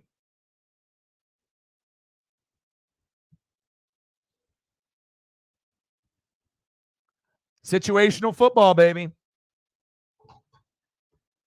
You just have to be able to look at stats, remember things in games, and a lot of times, we see it. A turnover leads to another turnover by the other team. I don't know why it happens so often, but it's very common in sports. You make an emotional play, you feel really, really good about yourself, but then the defense is pissed and they want to make sure they get it back, and make sure we continue that drive and that momentum. And then if you're lucky enough, 50% of the time, you're going to get that big, big play, especially if you were really close in scoring and you're backing up that, defense to a safety, a fumble, or a pick situation. Huge. That was Mo right there. That was Uncle Mo. The weather is bad, right? But it's individual effort that's causing these fumbles. It's punching the football out, wrapping up, and trying to rip it out. So obviously the rain, is obviously not helping with some of the catches and some of the throws. But these individual efforts on defense, punching the ball out, ripping it out, and being very clean with the tackles is learning. It's carrying over to big turnovers. Huge. 3rd down and 11. Michael Penix Jr. 1-on-1. Flag on the play. Touchdown incoming. And now you can hand the football off, and there will be a touchdown, Huskies.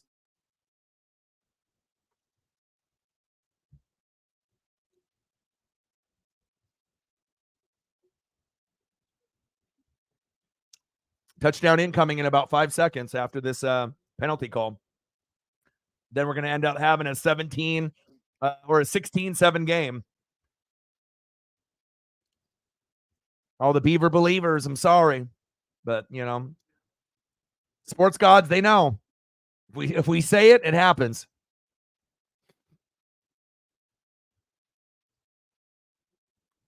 All right, punch the football in right here. Hand it off. 2 hands on the football. Make sure that no one can punch it out, and run like hell. Run mad. Run over anyone that you need to. Now the Beaver fans are reeling right now, and they can see the game slipping away, right? It's like it's already slippery out there, but you have to understand who you're fucking with right here. Undefeated 10-0 Huskies. Hopefully that's not a bad pass if they decide to pass it here. Run the football. Run it. Run it.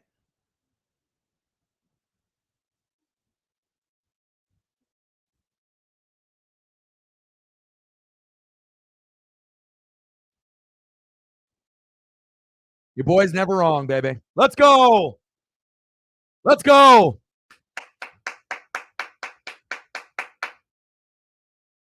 Let's go, baby. When you know football, baby. Great block in there up front. Run the football. It's already wet. You already know that, passing the football is going to play into Oregon State's hands.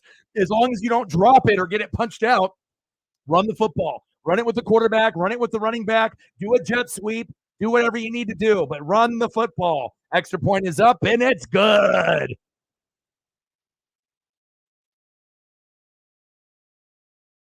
Huskies, sorry, Beavers, Huskies. That's funny, too, because everyone that would come into the stream, too, would be like, Beavers. Just hating. No hate from your boy. I mean, if anyone should be hating the most, it should be me because you guys beat us. But, I appreciate the greatness. I see you guys. Nice job, Huskies. Good shit. Good shit.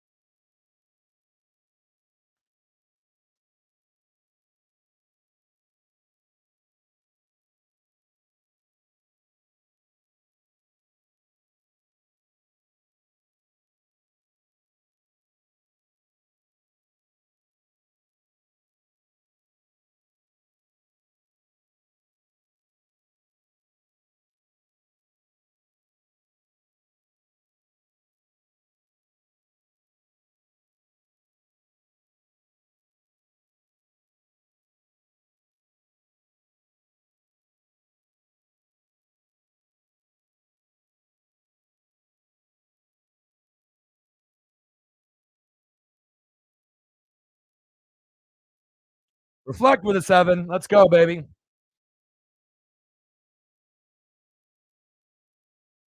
Nice try, Burnt. Not going to happen. Bang, bang, bang, boom, boom, boom. Bang, bang, $7 holla, tutty, tutty, tutty, tutty. Bang, bang, bang, bang, bang, bang. Now, if it was a different year and that both teams were 8-2, then maybe, Beavers at home. But this team is undefeated, and they got a quarterback that might be the next Tua. Not happening. There we go. 14, 86 to go.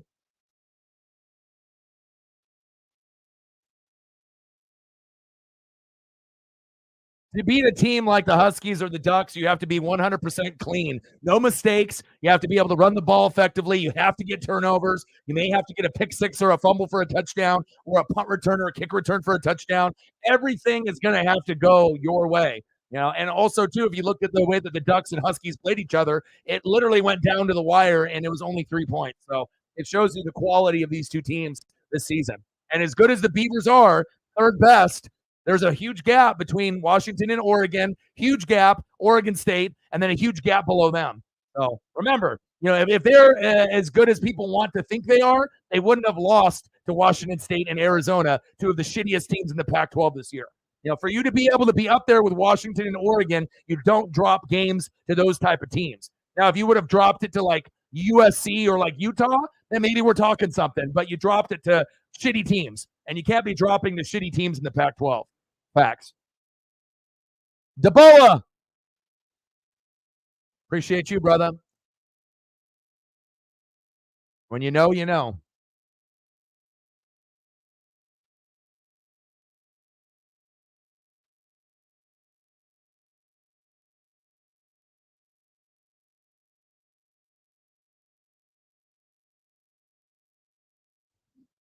$16-7 Huskies. All right, here goes the Beavers. And you got to think right now, like the way that the momentum is going, right? There's a lot of pressure right now on the Beavers. And depending on how hard they press, they may have another turnover. And if they have another turnover, then the game's over, based on the momentum and how things are going. So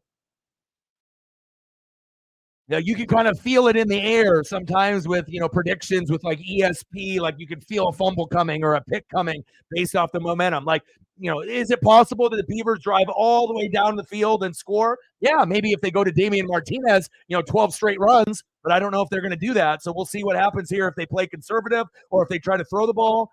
But the Huskies know they smell blood in the water. And if they can get a big turnover here, it could really swing the momentum. I mean, they're already up. And, if you really want to shut that crowd up, right, you pass the ball. Oh, he ran him over. But if you want to get back into the game, that's exactly what you do right there. You go to Damian Martinez 12 times in a row and try to get that tutty. First down, Beavers. He fucking trucked him. Do you see that? That was electric. Oh, baby.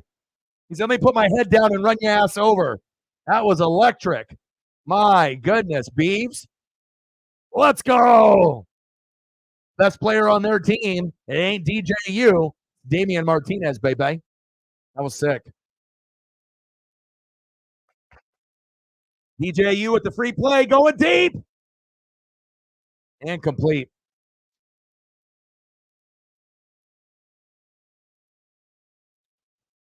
Offsides on the Huskies. But also, too, you start to get a little one-dimensional, because the Beavers don't have wide receivers like the Huskies do. So it's like if you can find a way to minimize the damage with Damian Martinez, then they become one-dimensional. DJU ain't going to win it with his arm. It's going to have to be a combination of the defense and primarily Martinez on offense. Now, DJU can run one in like Michael Penix Jr. did in the second half, facts, and he can throw for a touchdown or two as well, right? But the strength of the team is going to be running the football and running it heavy. Huskies just have to be able to combat it by punching the football out. I'm not sure if they're going to be able to do that against Martinez, but we'll see. He would have messaged me if he was at the game. I imagine these tickets were too expensive. And plus, he's been working a different schedule now, too. So he's been working nights and sleeping during the day. So, but he does go to quite a few games throughout the season when he can.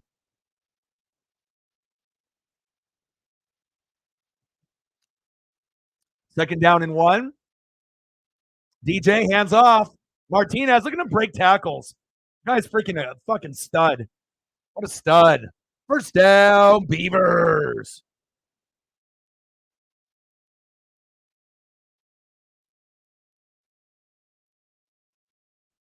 He's a sophomore. He was doing this shit last year as a freshman.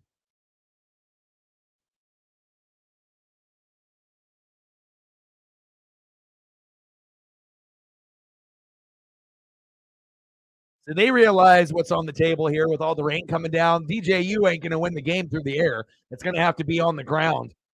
Facts. This was last year as a freshman. Stud.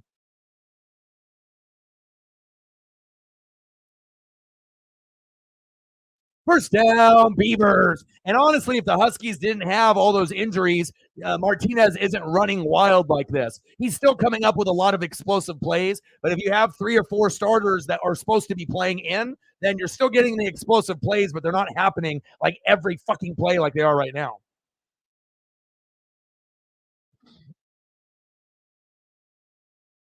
Well, unless I get him first.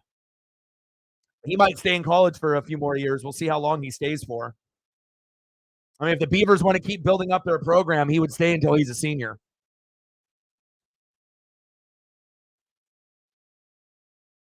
Little play action bootleg. Check down. Goes out of bounds for a short gain. No spatial awareness on that catch. I don't know. I was about to say the same thing.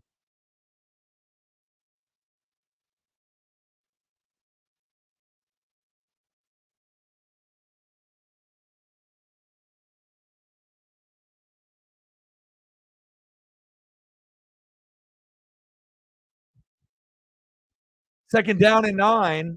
Less than 6 minutes to go. Very entertaining game for all the people that were hating on the Huskies. It is what it is. Lots of jealousy and envy when you're 10-0. Candace in the building. What's good?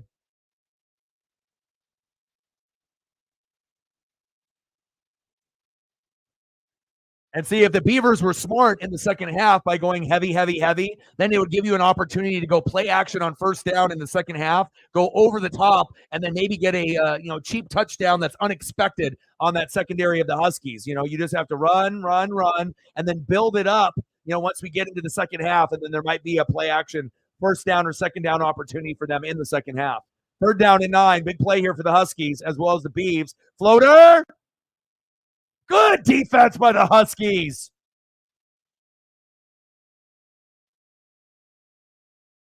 Great D right there, baby.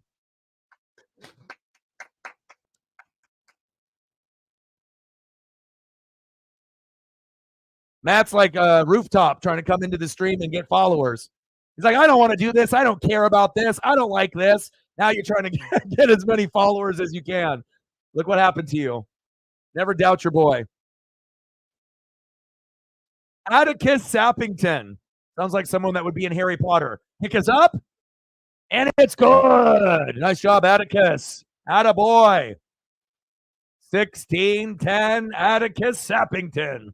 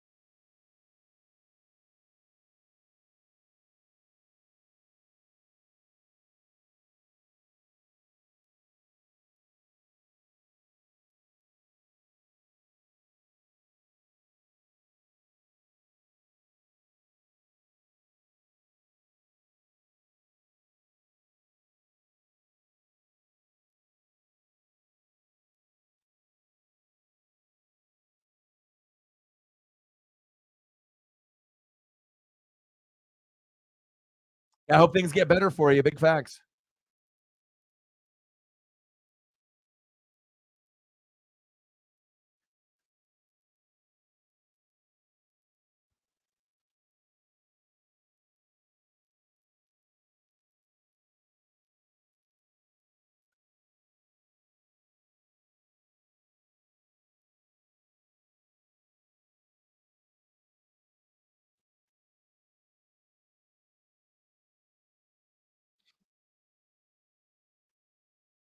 And it's one cool thing that, if you're not familiar with Damian Martinez, now everyone knows who he is. A lot of us, that watched the Pac-12 already were familiar with how good Martinez was as a freshman last year, like in this photo. And now you're seeing that his skill set has even improved. When he was a beast last year, now he's like super beast. So very excited to see where his career will take him. But this is the heart and soul of the Beavers. It ain't DJU, it's him.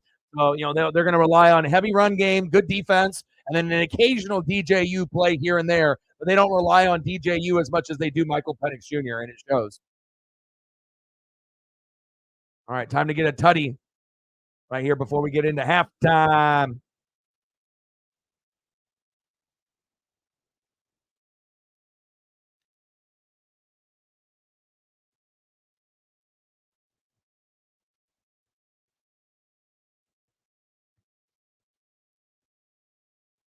Let's go, baby.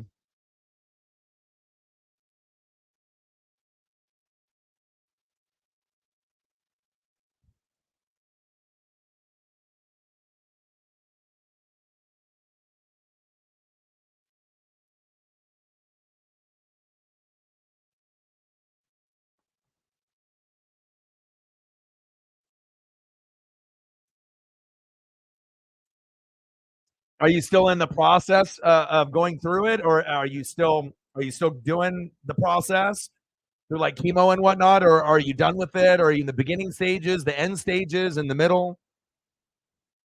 16-10 Huskies. Oh, hit him with the shimmy and the shake. Look at Matt turning into a fiend. I don't care about Twitter X. Now asking every single person, even people that he doesn't even know. You got a Twitter? Got a Twitter? Got a Twitter? Got a X? Got a Twitter? Got a X? Got a Twitter? Follow me? Follow me? Follow me? Follow me? Hilario. You're Nene Hilario, bro. You out here like rooftop trying to poach subs on my channel. Scoot back, Huskies. You're offsides. That receiver at the bottom of the screen is offside. Scoot back. First down and 10. Michael Penix Jr. going deep and complete.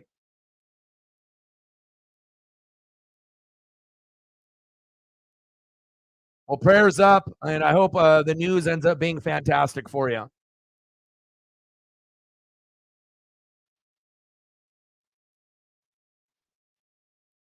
Prayers up. I'll be praying for you.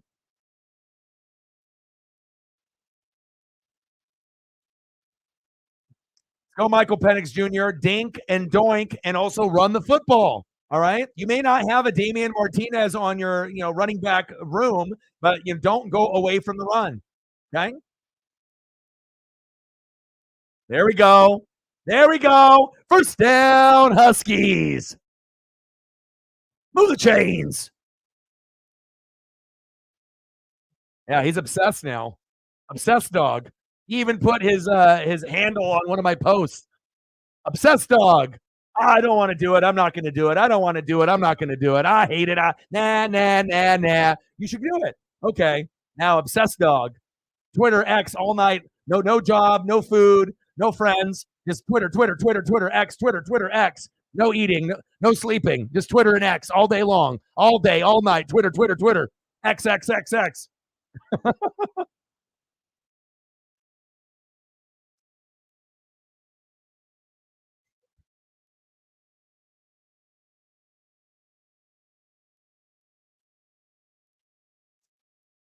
Matt has got an addiction. Addiction is social media.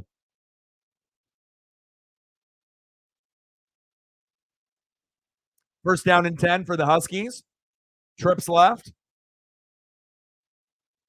Shotgun set for Michael Penix Jr. Blitz off the outside. Penix going deep. Got a man. One-on-one.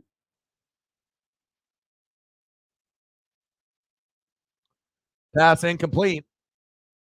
They're going too deep with their routes. Like they're just trying to go for these like home run balls, and the Beavers, even if it's one-on-one, like it's raining out there. The ball is slippery, so you might be able to, wipe your hands off and get a good spiral. But you got to think, you got to be able to give the receivers a chance to be able to have an easier ball to catch.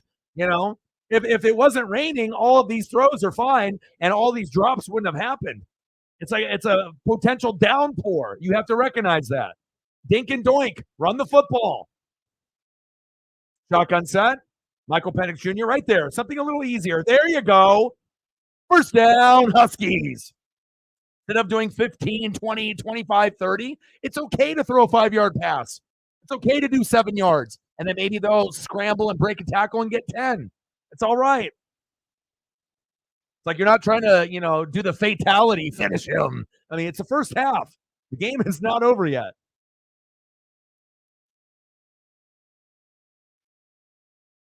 Let's go, baby. Get another tutty here before halftime. Trips left. 5 wide. Shotgun set. Michael Penix Jr. Little dump down. Perfect play call. Go. Oh, good tackle by the Beavs. That potentially could have been a huge play with 4 guys up front blocking. That was one of the better play calls I've seen here in the first half. But it was sniffed out here at the very last minute. Look at this. Oh, boy, right there, 73 needed to engage and keep going forward.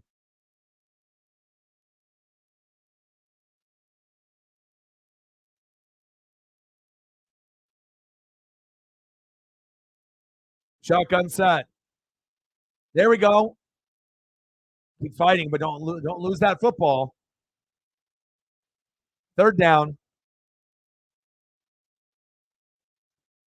It's like, remember, you got 3 plays to get 10 yards. It's not 3 plays to get 20. And I feel like the mentality in football sometimes is that. It's like you have to recognize you got 3 plays before you get to fourth down to get 10 yards, not 20. Act like it.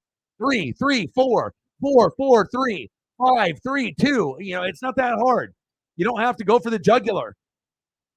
Just be consistent, methodical.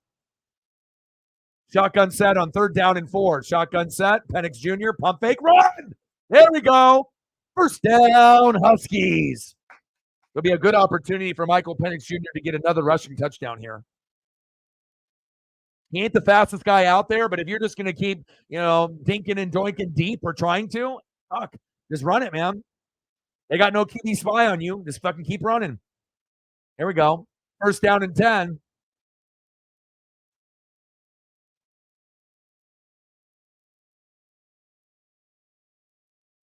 Four wide, shotgun set. Penix Jr., good blocking up front. Going long, going deep, got a man. Touchdown! Huskies, game over.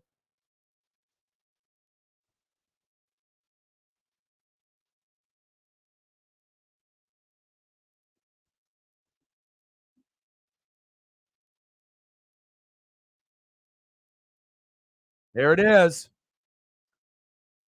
Bye-bye. Bye-bye. Never doubt an OG great. One goat to another. Touchdown, Huskies. Great job there getting your body in a position to actually catch that football. Same thing that Troy Franklin would have done right there as well.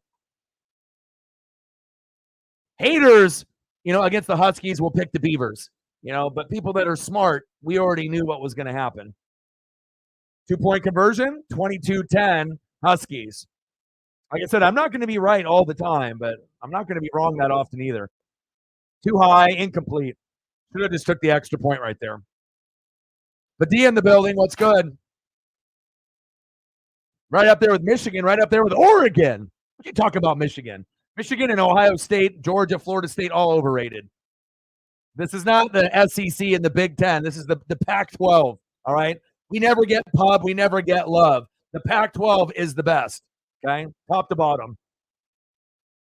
Michigan, Ohio State, overrated. Georgia, not as good as they were. Florida State, fake and fugazi. Washington and Oregon, legit, could win the Heisman with their quarterbacks and could win it all. Facts. Come on, Padilla. Reflect with a 6. Touchdown, baby. Bang, bang, bang. Boom, boom, boom. Bang, bang. Bang, bang. Bang, bang. Appreciate you. Let's go.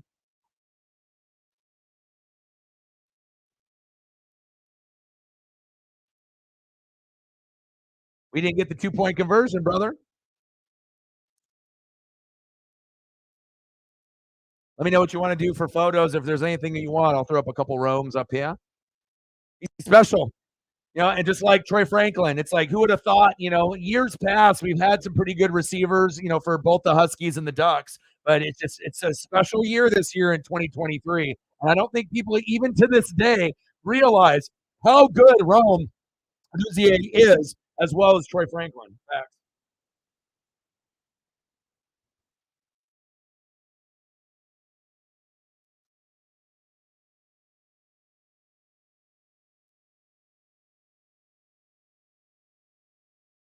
Shit, if I'm the Chiefs, I'm watching. I'm drafting both. I'm trying to get both. Rome and Troy Franklin with Mahomes.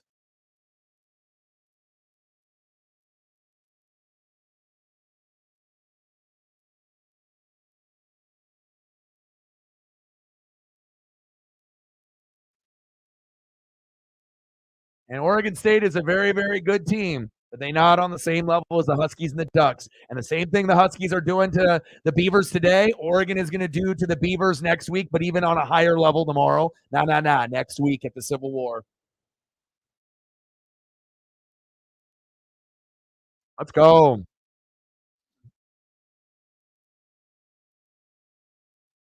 He said $2 with the safety. That's true. Appreciate you, brother. Bang, bang, bang. Boom, boom, boom. Bang, bang. Bang, bang.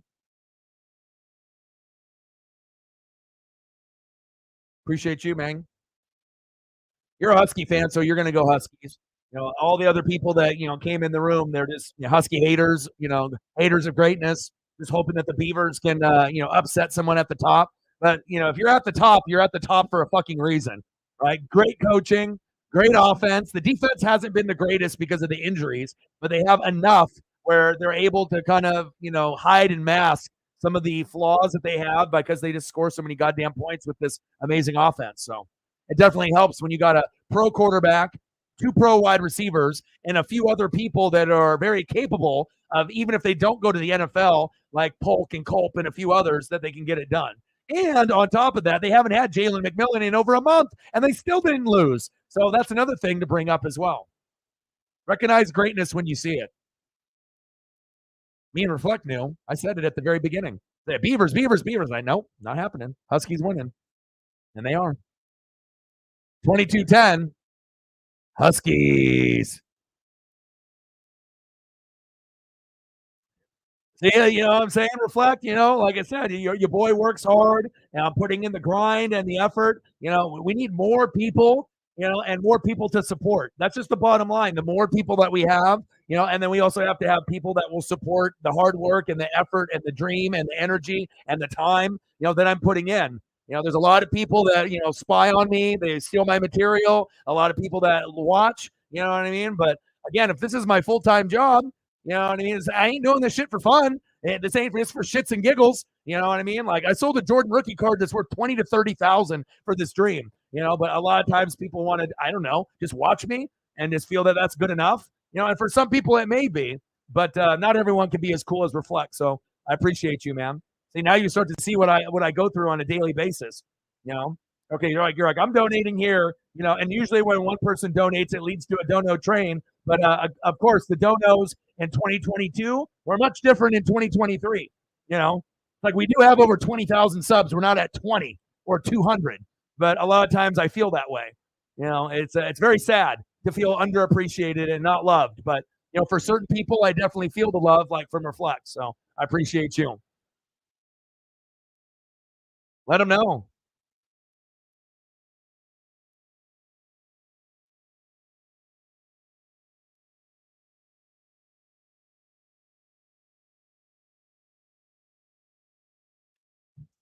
DJU steps up in the.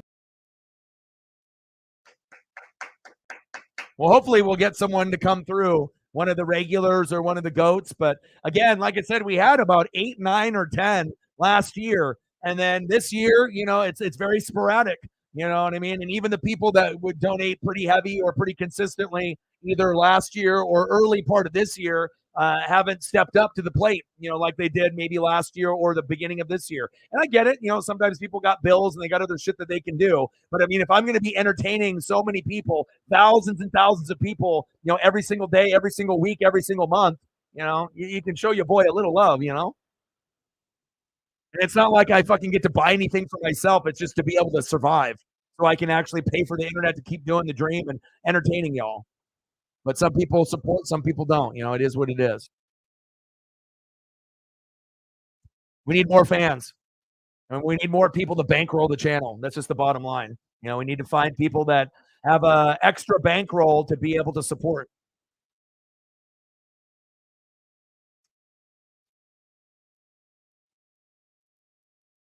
Second down and 10, shotgun set, DJU. Pass incomplete. What happened to my hands?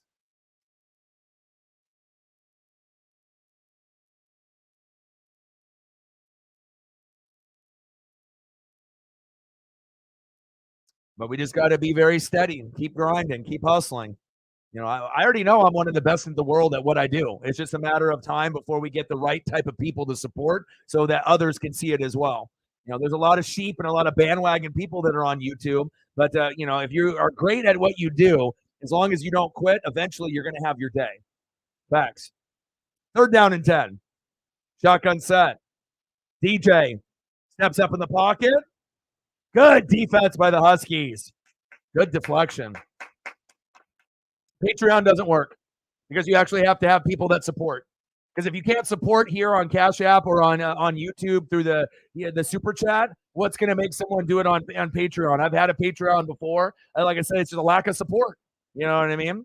It's like, we've had days where we hit $200 in donos every day for 6 months straight. But again, if some people have passed away, some people lost jobs, some people had different situations, you know what I mean? Like, it's all about support and effort. It's like when you go and see a post on social media and you like it and you watch it and then you keep scrolling and you don't hit the like button. It happens to a lot of people where whatever the circumstance may be, you love it, you like it, you watch it, but then you still are a hater and you keep scrolling past. People do it all the time.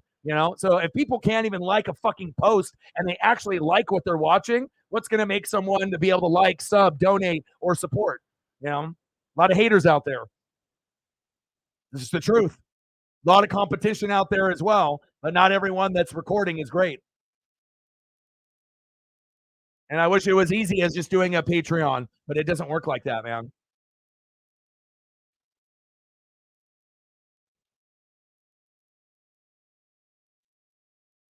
And plus, I'm not fake. If I wanted to be fake to try to get donos, obviously I could go that route and do fake content and be fake like a lot of other people, but I refuse to do that. Intercepted. Big pick for the Huskies.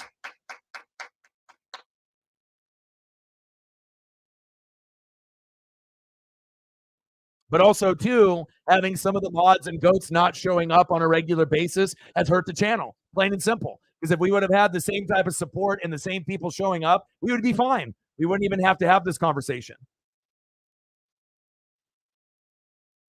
By certain people, mods and goats and the heavy hitters not being here. And it's not even them not being here and donating. It's just not being here. You're hurting the channel. And it has. It's the bottom line. So that's why we have to keep going and find new people. Big interception, 22-10, Huskies.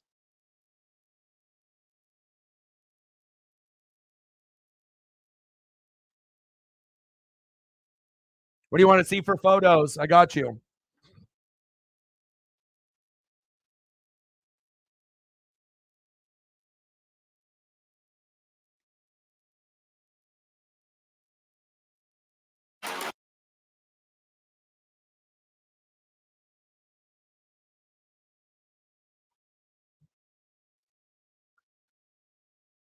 So I wish we actually had a passing game that we could actually have someone catch the goddamn ball. We can't run the ball with Damian Martinez 40 goddamn times. Defense needs to do better. The Huskies are just the real deal Holyfield, and we're not going to win. Game over. And we're going to lose to the Ducks next week, too. Hey, but at least you got one stud.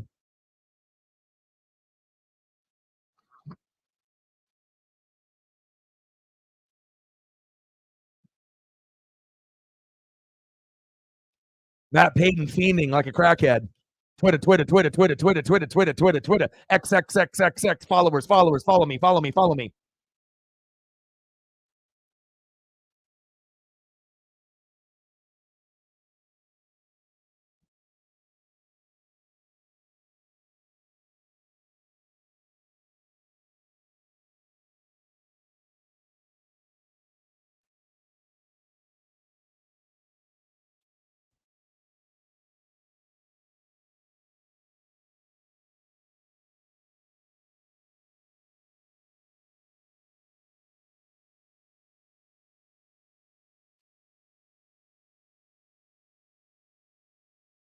Yeah, relax, bro. You know, like I said, you don't need to ask every single person that hops in the room. You know, like, I mean, like I said, you'll be able to organically be able to get people to follow, you know, based on the stuff that you like and you retweet and the stuff that you post. You know, plus, you know, if you're begging, you know, for people, like chances are they, you know, may not give a shit about what you put out, or you know what I mean, like.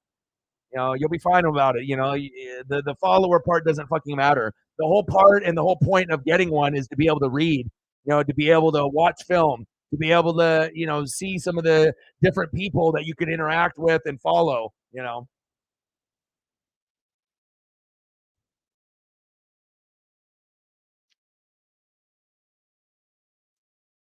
You acting like you haven't been fed in 3 months. You cool, dude. Relax. Twitter X ain't going anywhere. This is before Twitter X for Matt. And then he decided to get one now like this.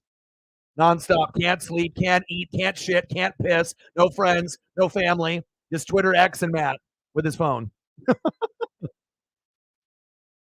okay, brother. Things will work out.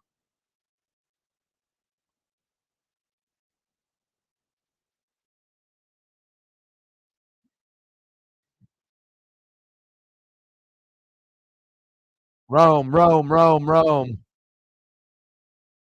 Jalen, Rome, baby. All right, let's look at some highlights here. Let me watch what we got going on. No Jordan Travis. Bye bye, Florida State. They were Fugazi with him anyways, so Florida State ain't beating nobody. Can't beat Washington, can't beat Oregon, can't beat Georgia, can't beat Michigan, can't beat Ohio State. I appreciate that you're undefeated, but you're the most Fugazi undefeated team in college football in years.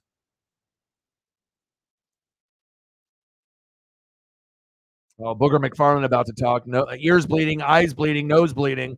Watch out.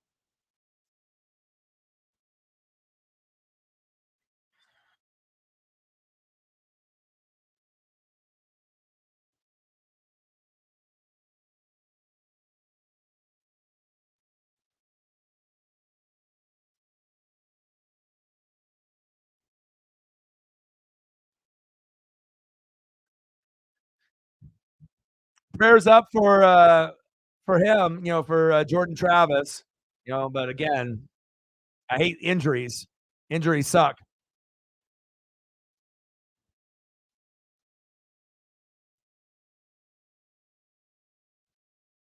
I mean, injuries have been terrible on the NFL side too.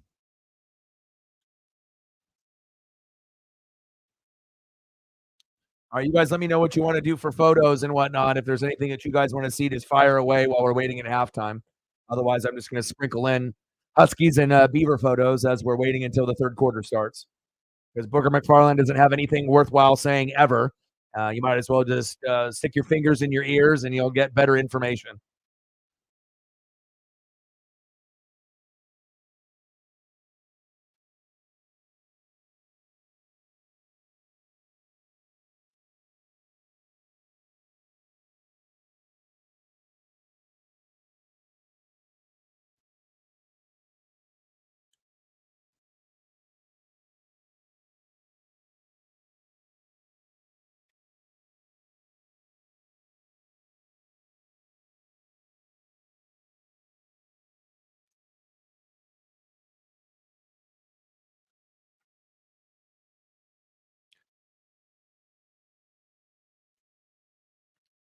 It's not easy, man. It's a hard grind. You know what I mean? It's not easy, but you know you have to grind and you have to have dedication, passion, energy. And bottom line, you have to have talent. A lot of people, they try to be able to do it, and whatnot, and they get discouraged. But you have to have talent, but you have to have not only that, but you also have to have the dedication and the drive and the energy, and you have to be able to keep going. And a lot of people, they aren't willing to go through the steps to be able to be successful. And also, it just depends on what type of thing that you're trying to get into. Getting into the beat making game and the rap game, getting on to Twitch or YouTube. I mean, a lot of these things are very, very difficult, and only the strong survive. It's not easy.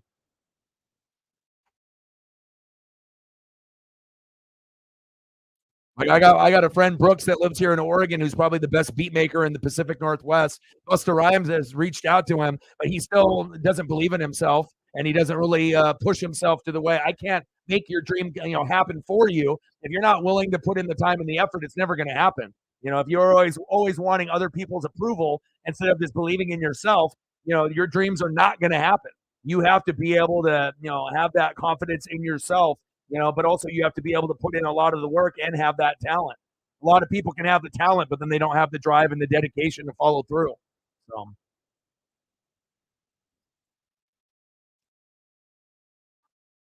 yeah, I'm doing what I love too. You know, I mean, it took me 10 years to go full time. So that's a long fucking time. And I'm still nowhere near where I want to be.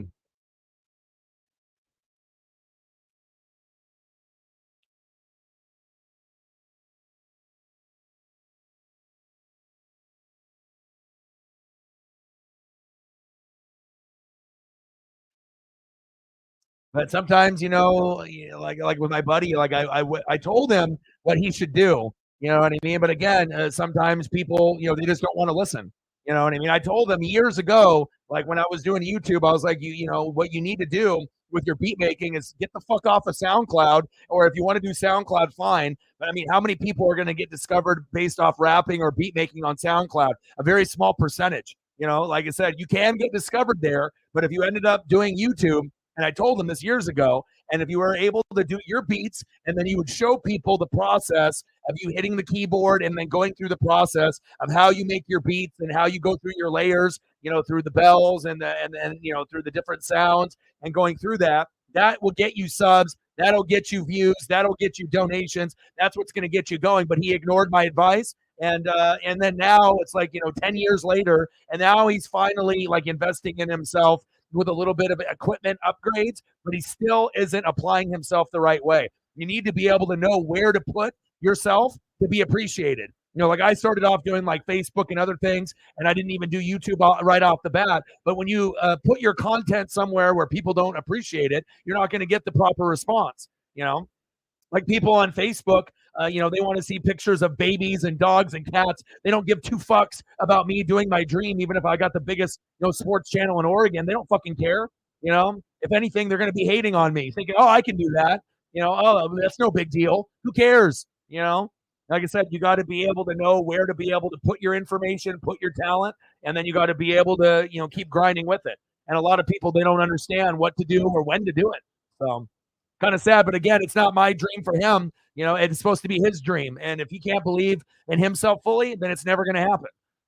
It's just going to be a thing where it's just a hobby for you instead of actually making it into a career. So, Mr. Unholy in the building. What's good? Absolutely. I got Dobbs in fantasy too. So, I got Dobbs, I got Mahomes, and I got Sam Howell, and I'll probably be rolling with Dobbs for the rest of the season. So, yeah, I mean, you always have to look at guys that, even if they're journeymen, you look for guys that are dual threats that can run, the football on the ground and then pass efficiently and that have that swagger. They've changed that franchise around. And even though Jay Jetta isn't coming back this weekend, he'll be back next weekend. And I also have Justin Jefferson. And then once I can roll with Dobbs and Jay Jetta, I know things are going to end up getting better. And, it's just sad because the last few weeks, I've had a few of the videos be blocked by YouTube, but I still put them out on my Twitter X. But it's not the same, because you're going to be able to get more people to see it on YouTube.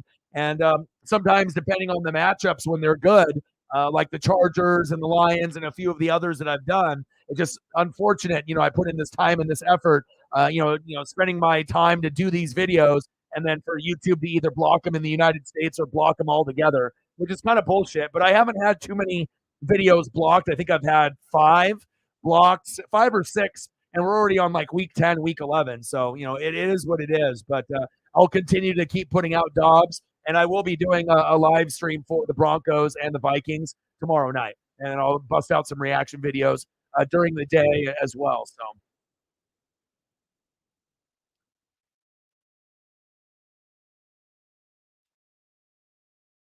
yeah, you got to put in a lot of effort. Like I said, a lot of people don't realize what it takes to be able to be good at what you do. Like people don't realize, like I'm reading and watching film just as much as I'm streaming and doing videos. Like literally, I would say in a normal day, dedicating to what I'm doing in my craft, 10 to 12 hours every day. There's going to be a stream that I do. There's going to be videos that I do, but I usually spend 4 to 6 hours reading NFL, NBA, college football, AEW, WWE, NASCAR, and everything, on all levels, going to team websites, blogs, following certain beat reporters, watching film, breaking down routes. Like if you're not willing to put in that type of dedication or passion to your craft, where it's, you have to be obsessed with what you're doing and you also have to love it. And you also have to be able to understand that, if you would do it for free, then that it would be something that is real. If you're only doing it for money only when you're starting off, then it's not a real dream. All you're trying to do is become famous and get the clout and get the fame and get notoriety. But if you actually love doing it and you're early on in the stages and you would do it for free, then it's real. For someone like me, I mean, I've been doing this for 11 years. So, of course, I don't want to do anything for fucking free at this point because I've already put in my fucking dues, sacrificed a lot, but you have to realize that sometimes that you're going to get the numbers that you want and sometimes that you're not. We've had streams where we've gotten 1,500 in donos in a single stream for 3 hours, and we've done streams where we've gotten fucking zero, which is depressing, for all the hard work that I put in. So, you have to be able to understand that, you're not going to necessarily get that appreciation even when you hit a big number. I'm at over 20,000, but I don't feel like it. I'm not satisfied. I don't get treated like it. You know what I mean? So I still have goals to keep going. I want to get to 20. I want to get to 25. I want to get to 30. I want to get to 50. I want to get to 100. You know what I mean? But it's never about the fame or the money or the clout. I want to be able to help people. I want to be able to have a legacy. And then eventually, I want to be able to open up a YouTube studio here and make other people's dreams come true. So it's much bigger, than just me. But a lot of people that are on YouTube are fake. It's fugazi. They just want the fame and the clout. There's a lot of people that are lonely and they're sheep and they're followers. They're not leaders. That people that are looking for content to watch. You just got to be able to attract the right people and the right audience, and then hopefully things will end up working out for you, brother. It's not going to be easy though. Plus on top of that, I sacrificed a PSA 9 Jordan rookie, right? That's worth $20,000 to $30,000. Okay. And once he dies, that's going to be worth about 100 to 150,000. How many people would sacrifice a Jordan rookie that would be worth over $100,000 for their dream? Of course, if I didn't feel that I was good enough or I didn't believe in myself, I would have just hung on to that. I could have bought a house with that, a Lambo, invest in a business. You know what I mean? That's a lot of fucking money. So my situation isn't like everyone else's. But again, if you have a dream and you have a passion and you have a goal, keep grinding. Like I said, it's not going to be easy. But just based off the experiences that I'm telling you, 11 years in, took me 10 years to go full time, and still, even to this day, I feel underappreciated. You know what I mean? For a lot of the hard work that I put in, but I also do feel appreciated by a certain few, that understand the hard work and the grind that I'm doing. Not everyone can do what I'm doing on a daily basis. So keep being you and keep grinding, bro. It's not going to be easy. And as long as you believe in you, that's all that matters. Even if your friends don't believe in you, even if your family doesn't believe in you, even if all the other people don't believe, as long as you believe and you don't quit, something good will happen from it. The only way that your dreams will not be able to be achieved is if you quit. And it's easy to quit. It's easy to be a hater. It's easy to be a piece of shit person. It takes a lot of skill, to not quit, and it takes a lot of effort to be a good person and to keep going with the grind. So, big facts. Garden in the building. What good? What it do?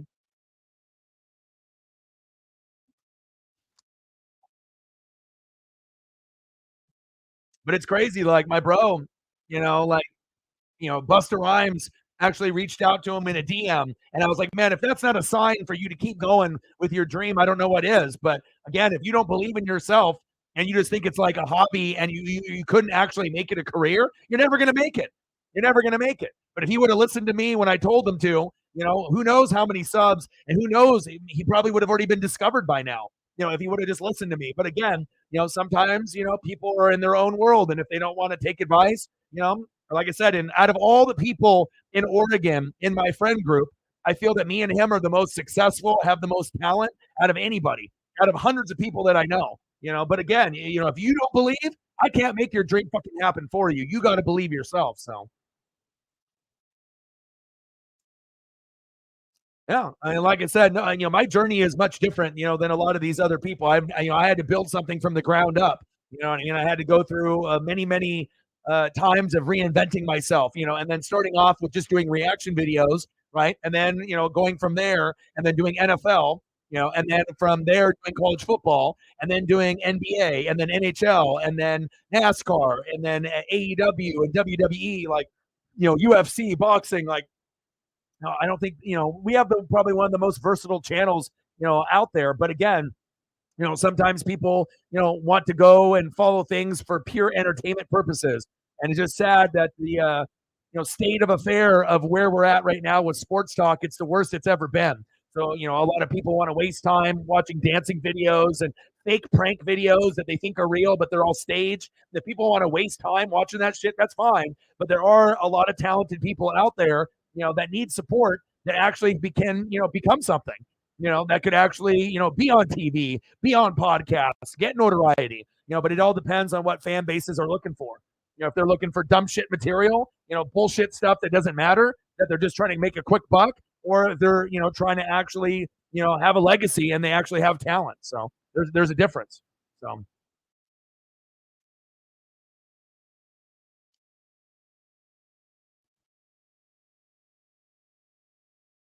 dog face.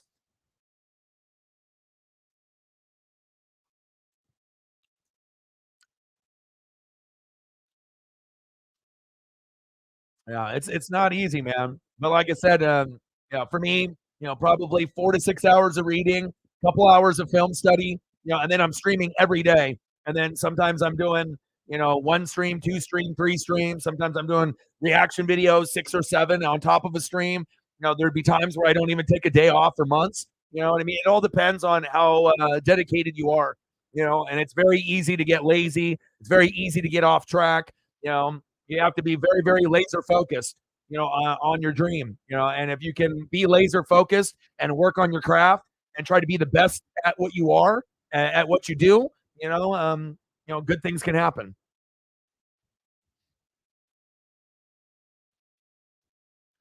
But in the reality, just to be honest and real, a lot of people fail. You know what I mean? Because they don't have that mental toughness.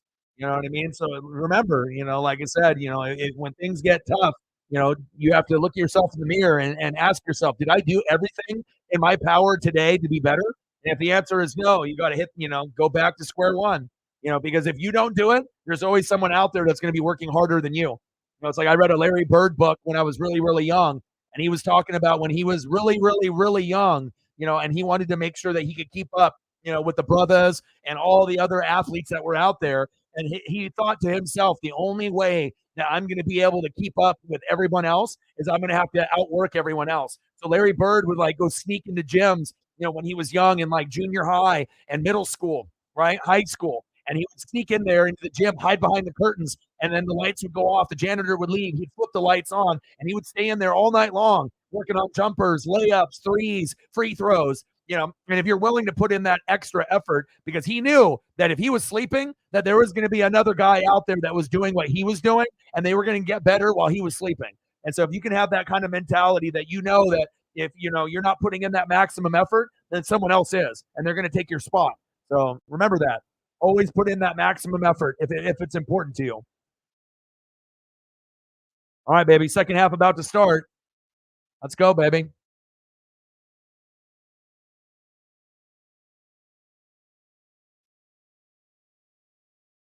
I already know my time is coming. You know what I mean? And I don't want to have a bunch of fake followers, anyways. If I have followers, I want people to ride or die with me for life. I want people that are going to be there that actually care. But the reality is, when you do with the things that you do, you're going to have fake followers. You're going to have people that sub and then unsub, and then it's just a part of the game. You just have to try to find those people that stick, that are actually real, not the fugazi people that act like their sub on YouTube is like the holy grail. Like subbing to a channel is like having a Lord of the Ring. Like having the special ring with Gollum. Like it's the most precious thing on planet Earth.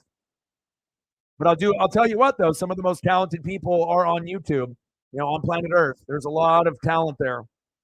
All right, here we go. Beavers, nice tackle.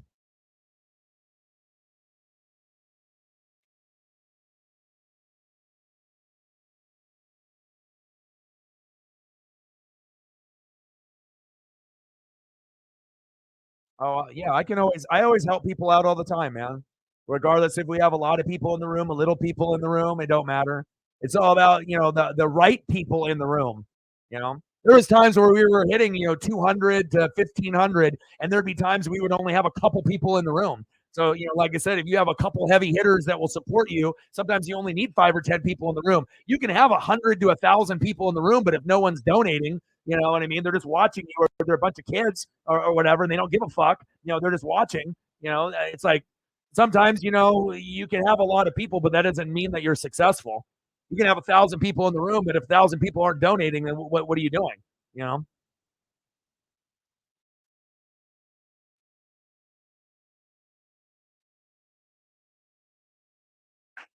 22-10 Huskies.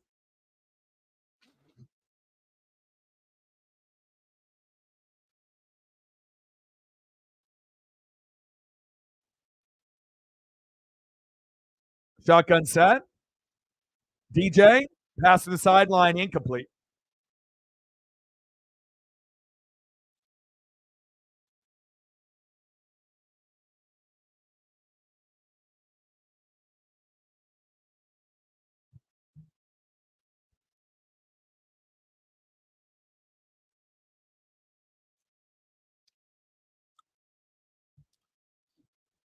Third down and 10.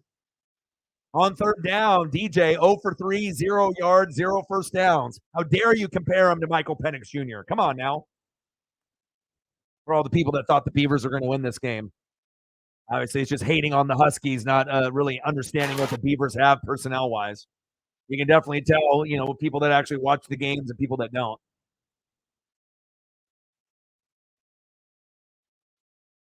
People always getting hated on when they're at the top.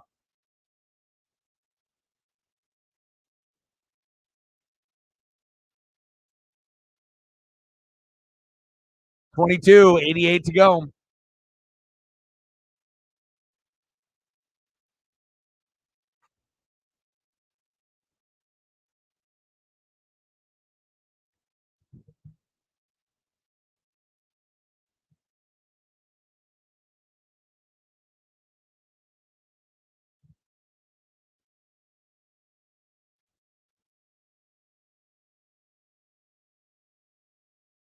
Third down and 10. Shotgun set. DJ. Intercepted. Let's go.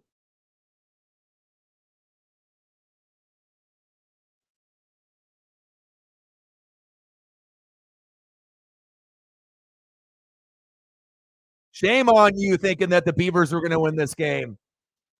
Let's go. O-Dog and Reflect are never wrong, baby. Let's go. And the Ducks are beating the Beavers at home next week. Believe that. Huskies, Ducks, Pac-12 championship. You heard it here. Nice job, Huskies. Big hit there by the Huskies, stepping up in front. And that's the difference. One team's got a NFL quarterback, the other team does not. One team's got 2 NFL wide receivers, the other team does not. Let's go.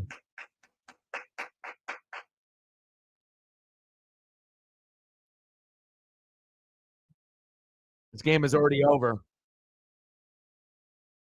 Holding on the offense.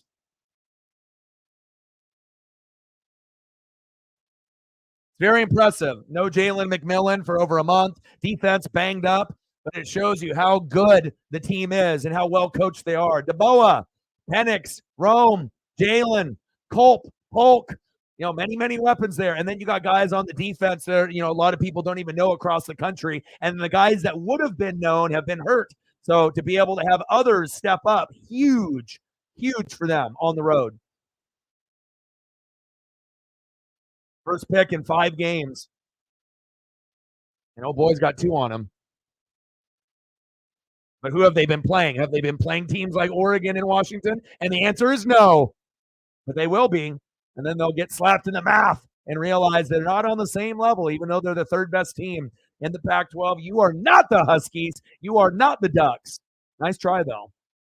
But you are getting better, and I do appreciate the Beavers getting better and better. So shout out to them for being able to be the 3rd best team. But 3rd best ain't going to cut it. 3rd down and 8.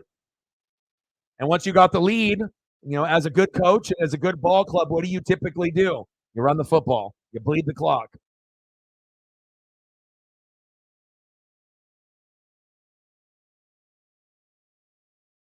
Michael Penix Jr. As a weapon with his legs. They should continue to do that. Trips left.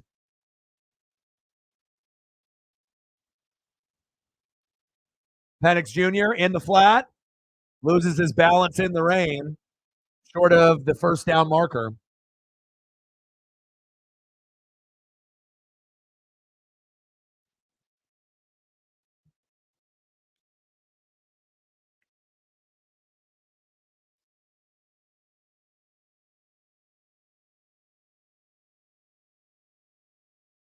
All right, here we go, Huskies, with the field goal.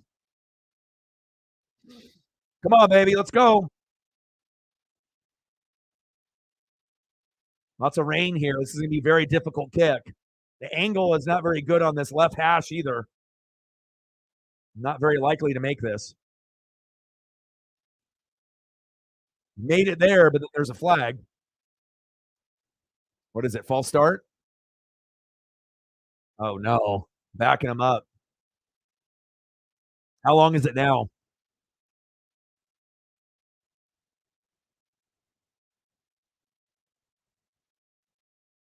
Snapper. Come on. Help Grady out. Golly. Give the sophomore some confidence. 10 for 12. All right, 4th down and 10. Oh, he'll still make this.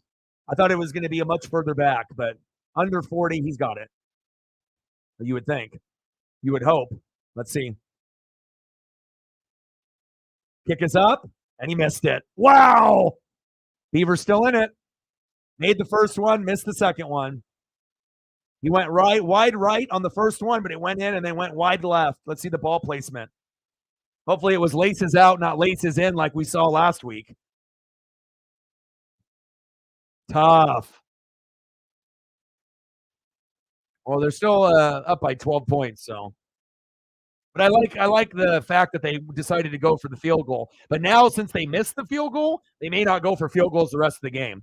Sometimes you just got to go for that field goal and see, the vibe. Maybe go for one more to see if he can redeem himself. But then after that, I would probably just keep going for it. NC Jolly in the building. What's good? Thoughts on Utah? What are we talking? Utah Utes, Utah Jazz. What kind of Utah are we talking about, brother? $5 holla. What's good? Bang, bang, bang. Boom, boom, boom. Bang, bang. Bang, bang. Bang, bang. What Utah are we talking about? You talking about the Utes? You let me know. They're pretty good. Like I said, but they haven't had Cameron Rising all year. So if you had Cameron Rising all year, they would have been much, much better. And they might be in contention for the Pac-12 championship again. But they got smashed today by Arizona 42-18. So it shows you when you have a second string, third string, quarterback and Oregon goes into your house and beats the brakes off of you, you're not really as good. You might be a top 25 team, but you're nowhere near being a top 5 or top 10 like you were when you won the Pac-12 championship the last 2 years. So. But if Cameron Rising comes back next year, there's a very good chance that Utah could be a top 15 team with Cameron Rising. So But again, with no Cameron Rising, then the running game is under more pressure. The defense is under more pressure. The coach is under more pressure. And, you're not going to be able to. It's like if Oregon didn't have Bo Nix and Washington didn't have Michael Penix Jr., we would be a shell of ourselves. It wouldn't be the same. So. But I am surprised that they got absolutely obliterated by Arizona. I figured that even though they were on the road, Arizona was ranked 17th, Utah 22nd. I figured Arizona would win, but I was surprised that they won 42-18. You figured that Utah would have been a little bit better on defense and kept the game closer. But again, when you don't have a good quarterback that you can rely on week in and week out, that's the type of shit that happens. So 27, 73 to go.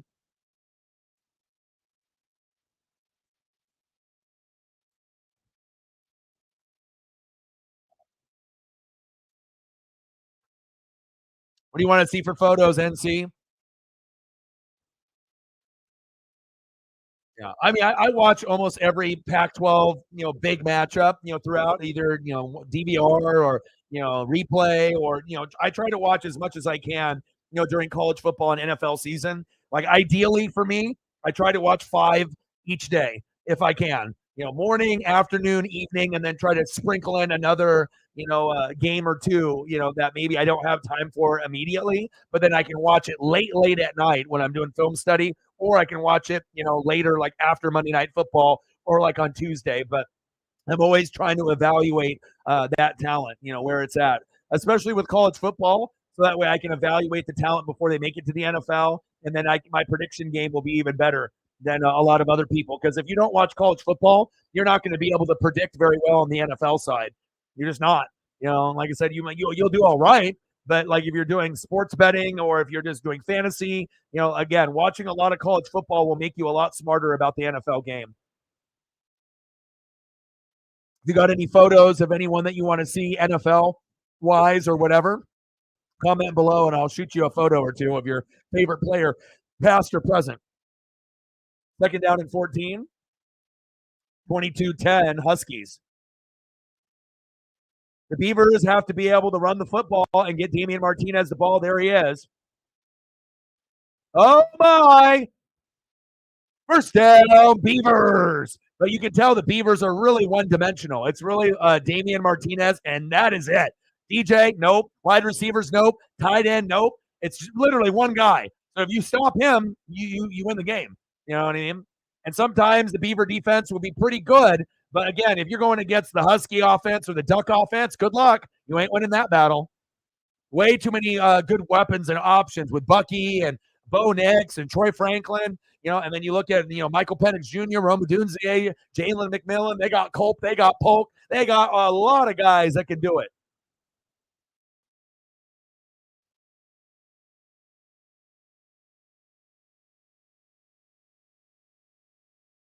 Josh Dobbs, nice choice. Love me some Dobbs. Got him in fantasy. I'm going to win a championship or try to win a championship with him. I got Patrick Mahomes NC in fantasy. I think I'm going to bench him the rest of the season. I think I'm going to use Sam Howell and I'm going to use Josh Dobbs the rest of the year. And people would go Mahomes. Like this weekend, we got Mahomes, right? And then Reflect has Jalen. And we both may bench our guys because we don't trust them in that game. Like, could they both put up bigger numbers, 20 to 30? It's possible. But I have but the Jalen's going against a top 3 defense on the road. And then Mahomes, yeah, you're going against a linebacker in secondary that makes mistakes. But what about that front line? What happens if the D line gives him a lot of problems? He's not going to have time to go through his progressions, and the wide receivers for the Chiefs aren't very good. So, like, both quarterbacks ideally aren't very good options, even though supposedly those are 2 of the top 5 options in fantasy. I disagree. Like, I think Jalen and Mahomes could, get 20 to 30, but they also could get 8 to 12. And if you put them in and get 8 to 12, you're going to lose probably. So, love me some Joshua Dobbs, baby. Martinez. And then just imagine when Jay Jetta comes back, who I also have. Game over, Bubba. Game over.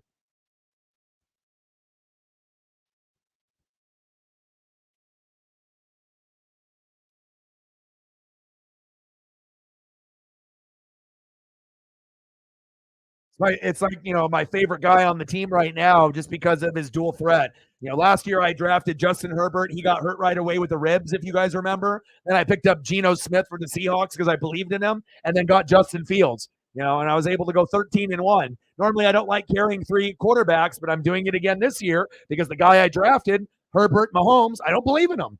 And if I don't believe in you, why the hell am I playing you? And this guy can run it in himself. He can score himself. And that's what makes him so special. He can throw for 1, 2, or 3, but he can also run 1 or 2 in with his legs, with his athleticism. So that's what I look for in a fantasy football star. I'm looking for the guys that can do both, and there's not very many that can do both or do both. For a long period of time. Let's see if I can get you a Viking logo here.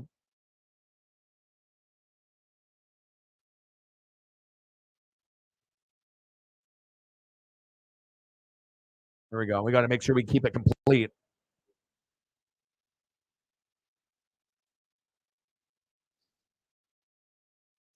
Stud.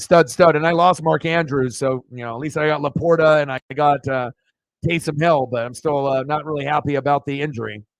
Swag. Joshua Dobbs on my fantasy team for the rest of the year. Mahomes collecting dust. Who would have thought that I would be doing that, but that's what it is.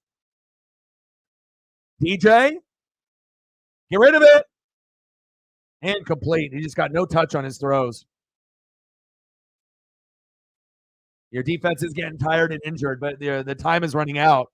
Oregon State has to do something other than run the football with Damian Martinez, one-dimensional. It's like the only way the Beavers are going to get back in this game is if they get a pick six, a fumble for a touchdown, or a punt return or a kick return for a touchdown. No, Kirk is gone. Kirk already got the the knee injury and whatnot. Kirk is gone. They were already going to move on from Kirk. Obviously, after this season, and then obviously with the injury, you're definitely moving on. You'll let Kirk try to experiment with the Niners, with him and Brock Purdy. And if he ends up going there and they battle it out, then it'll either be Cousins or Brock Purdy on the Niners next year, more than likely, or he might find another home. It is possible that the Vikings bring him back, but again, ACL. It's like you already know what you got with Kirk Cousins, and it's like, do you really feel that you can even get to an NFC championship game with him? And the answer is probably no. Can you get to the playoffs? Yes. Can you win a game? Yes. Can you win 2 games or more? Probably not. Kirk is kind of, capped out. So for me, I would probably keep Dobbs, and then I would try to get another quarterback to compete with him. And then just kind of see where it goes from there. Michael Penix Jr. and Joshua Dobbs together on the Vikings. That would be nice. I'd take Michael Penix Jr. on the Bucks. I'd take Bo Nix on the Bucks. So we'll see where it goes. But you see a different type of swagger with Dobbs in the lineup compared to Cousins or anyone else that they've had.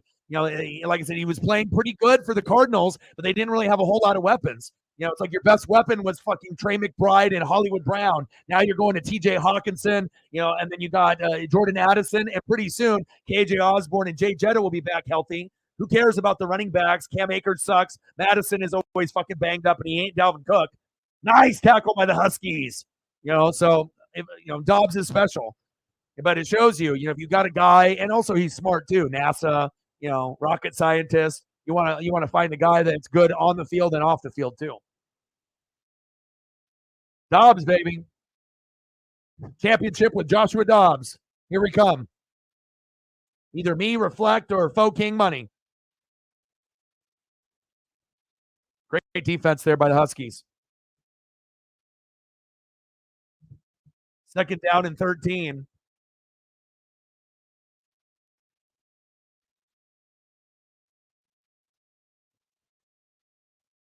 Almost close to the 1st down marker.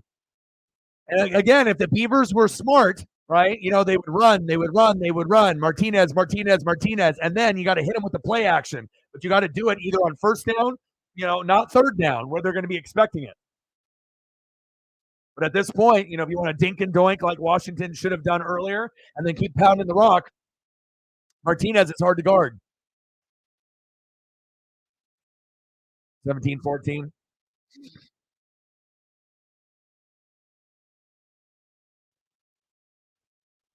Little jet sweep.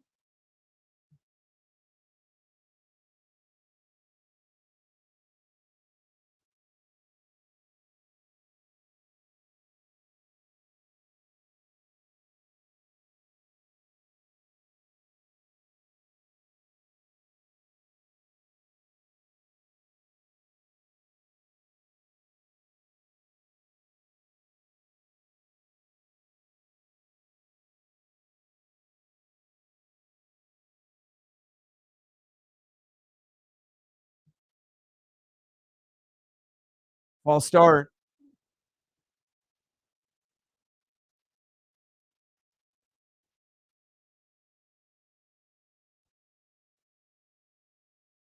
Irish. What happened?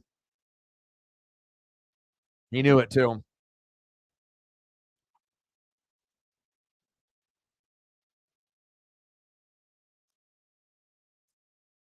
And if you feel that you're going to get run over, then you got to be able to punch the football out.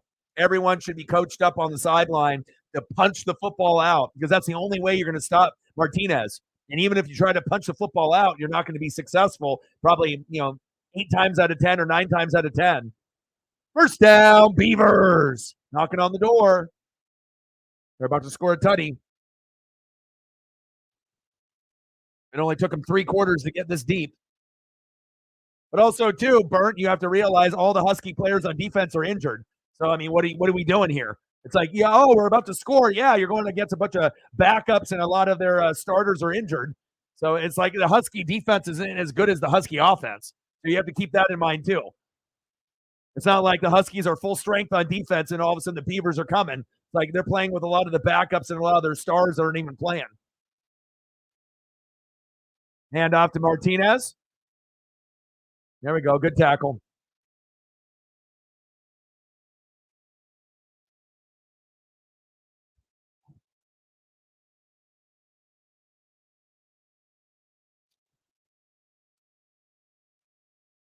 Yeah, well, you're about to lose $10.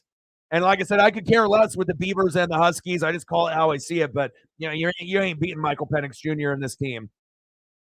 The third best team. You could say, the home crowd, and this and that. But the weather ended up being the X factor that hurt the Beavers.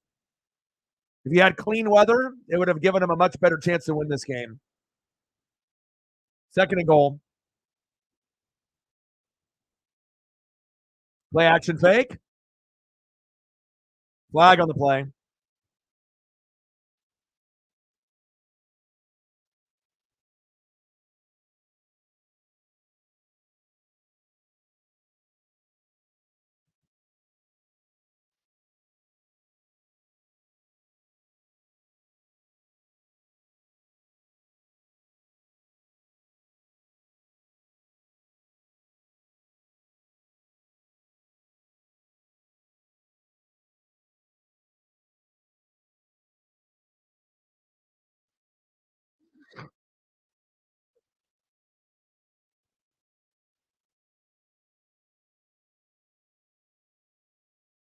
First and goal.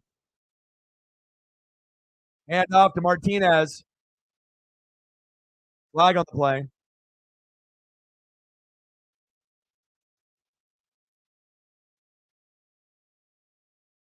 Coming back. Big penalty. Idiot. Good job, Beavers. Sorry, Burnt. $10 gone. Not winning. The Huskies are not 8-2 or 7-3 and 6-4. They're 10-0.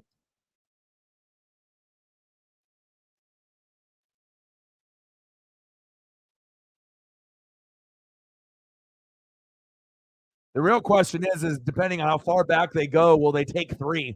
Will they be disciplined enough to take the 3 and go for that attempt, or are they just going to go for it 4 downs in a row? Shotgun set, first down and goal. Run! There we go. Good run by DJ. There we go.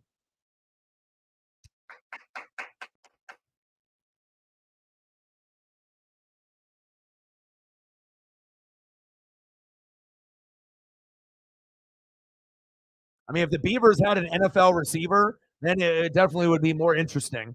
If they actually had a Troy Franklin or a Roma Dunzier on that side, like on that big of a name of a player, then it could make a little bit of a difference. Then you wouldn't have to go to Martinez all the time.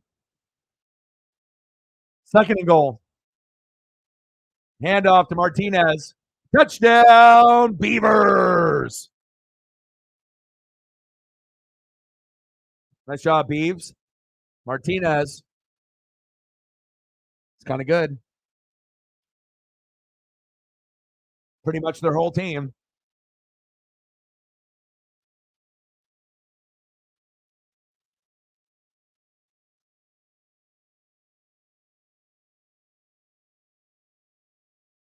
Well, it's not only his vision, it's his power. Power, speed, vision. He's got all the skills that you would want in a running back.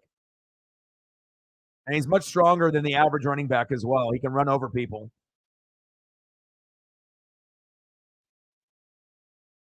Extra point is up, and it's good.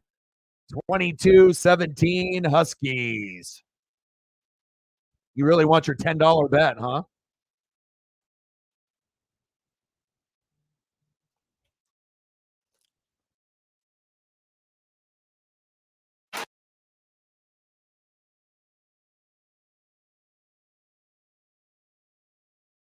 Nice. Will Ospreay is all elite. Good for him.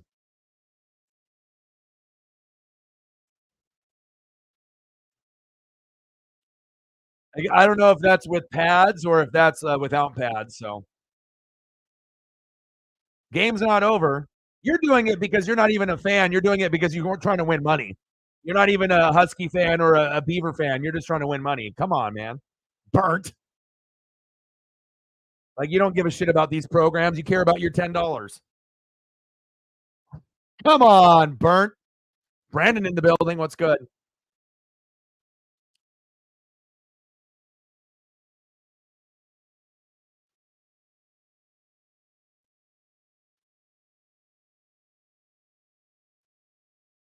Yeah, he's a stud.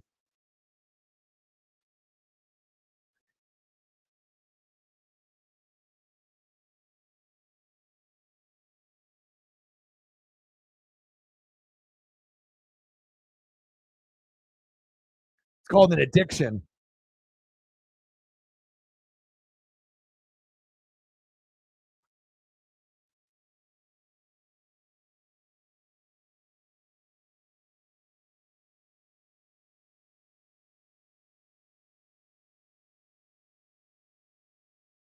No.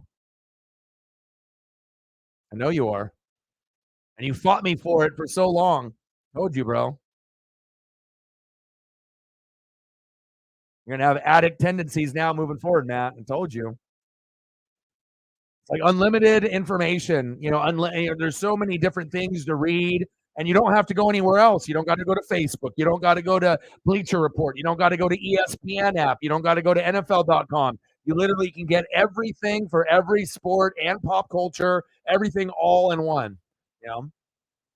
That's why that app is so versatile, bro.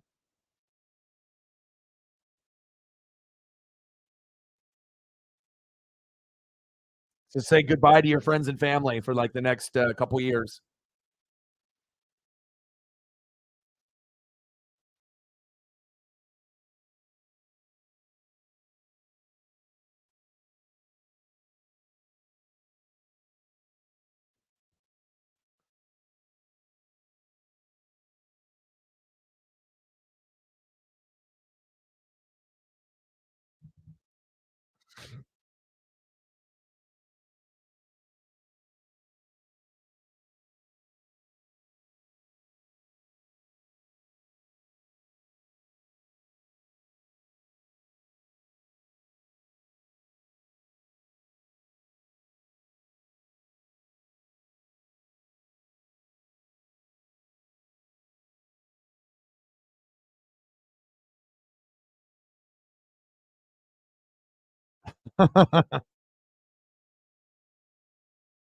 Twenty-two 17 Huskies. Much closer now, more exciting. Now this is really where you get, paid as a coach, to understand the execution and the discipline and what needs to be done.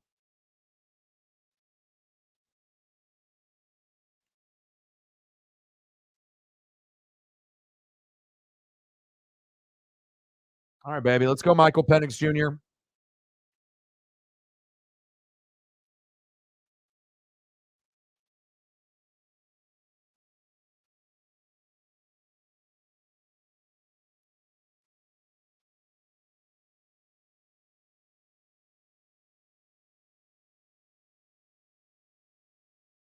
Sprinkle in a little Jalen McMillan with a little bit of Rome. We haven't seen a whole lot of Culp and Polk yet, so there's obviously time for them as well.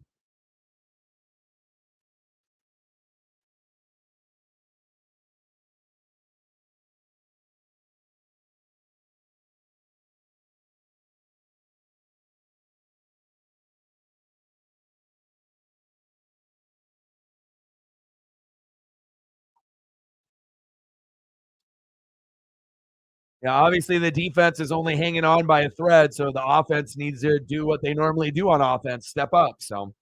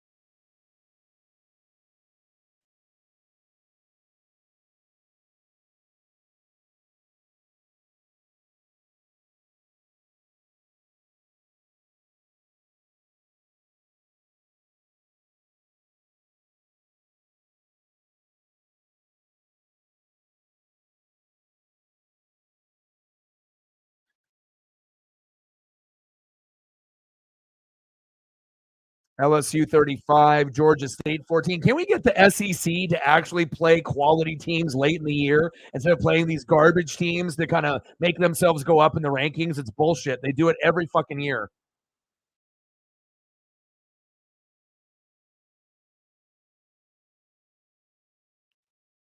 Like, there is no goddamn reason that Alabama should be playing fucking Chattanooga this late in the year.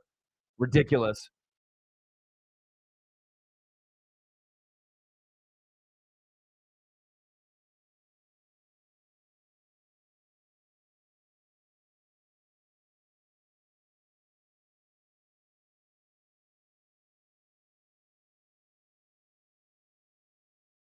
Kansas and Kansas State going at it. 31-27 Kansas State. Same thing with Missouri and Florida. 23-21 Missouri, up by 2. Texas in the third quarter, number 7 in the country, right? Right behind Oregon and Washington. 6-3. That's it? Overrated.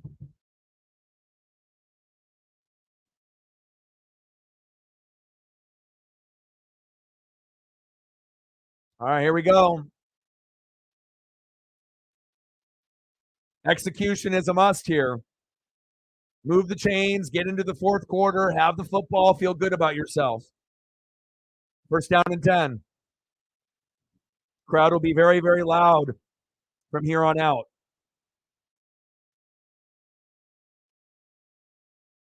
Wow. Incomplete.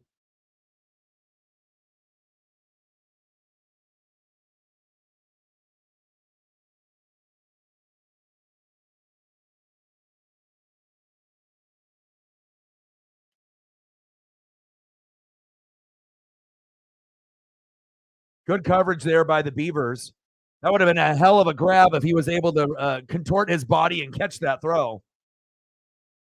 It's like the Huskies are making it so difficult on themselves. They need to just, dink and doink and run the football.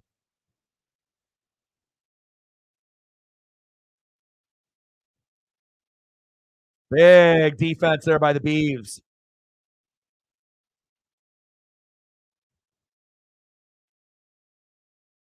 Momentum has shifted as we can feel it. And the one area and the one unit that can't collapse is the offensive line. Because as soon as the Husky offensive line collapses, that's when the Beavers will take the lead.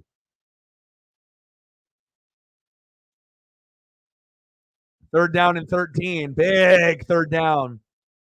Big third down. Got to get this first down so that way that you can end up going into the fourth quarter with the ball. Michael Penix Jr., floater, and complete.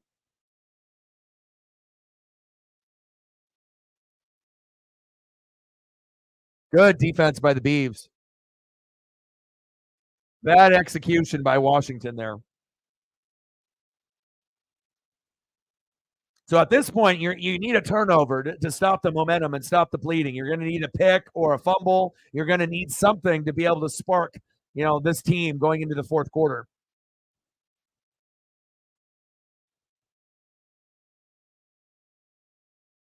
Whistle on the play.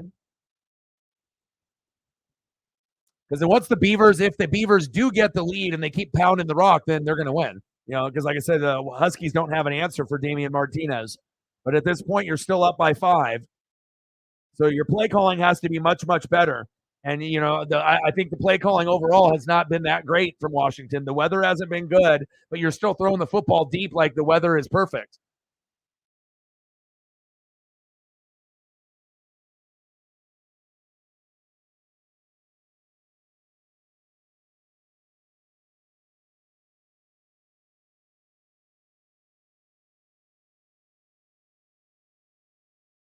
Nice tackle.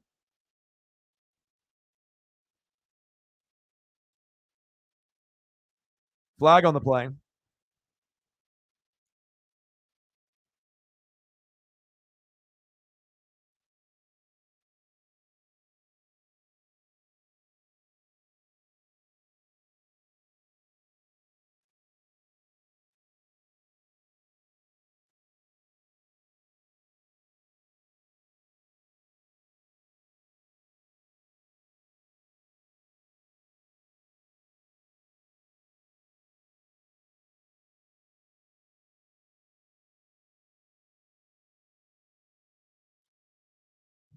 We've seen more drops in this game than any game all year. I mean, if you actually watch Husky games, and you know what you're seeing. Personal foul.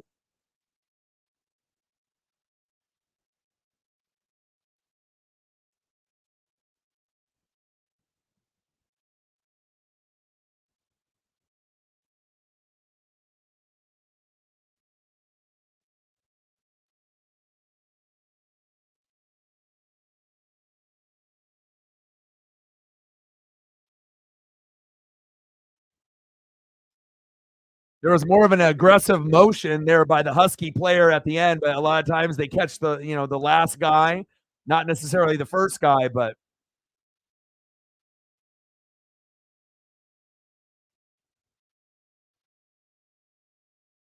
first down and 10. Beaver fans not happy with that penalty.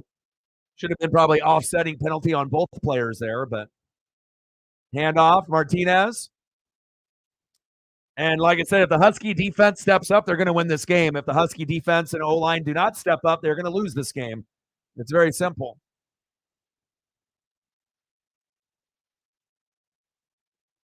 All right, we're going into the fourth quarter. It's getting chippy out there. A lot on the line.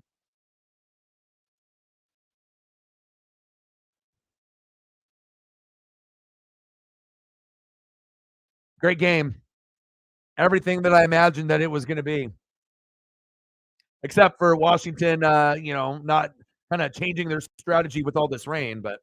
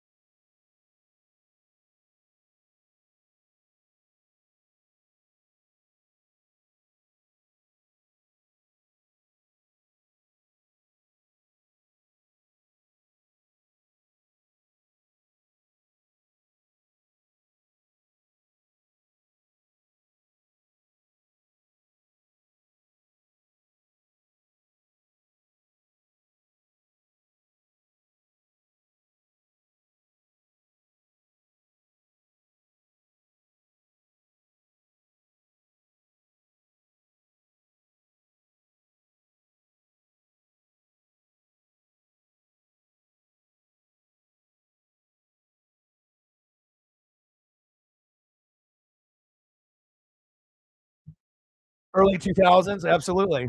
I mean, the last time the Beavers and the Ducks were this good was around that time. So, and I think it's very cool to see the Huskies, like have this type of dominance. It's been a minute.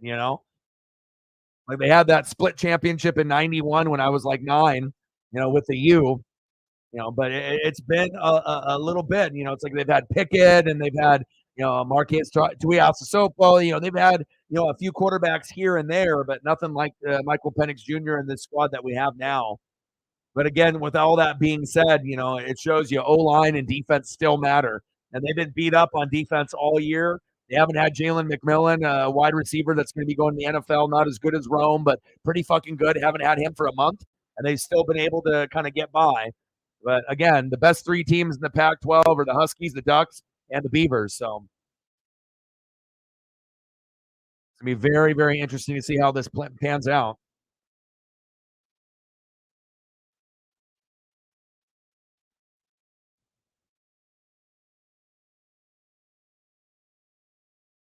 $62? No.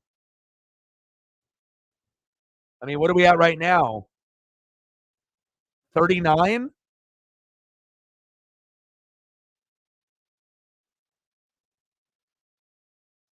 Probably, at the very most, it would probably hit 60 or 61. I don't think it's going to be, if you bet 62, you might have lost money, bro. You might have lost some money on that. The rain has become a factor. Now, if the rain was not there, then yeah, easily 62, 67, but the rain has affected a lot. 9-game win streak, 16-1 in the last 3 seasons. 9 wins versus top 10 since 2000. 3 wins versus a top 5, usually USC, and won 3 of the last 4 versus a top 10. Beavers. It's not just rainy; it's a downpour. There's a difference, It's not just a little sprinkle. Like the rain is like coming down so hard, where it's like so visual, you can see it, like pouring down rain. It looks like it's let up a little bit here in the 4th quarter, though. It's not as heavy as it was in the 1st and 2nd and 3rd quarter.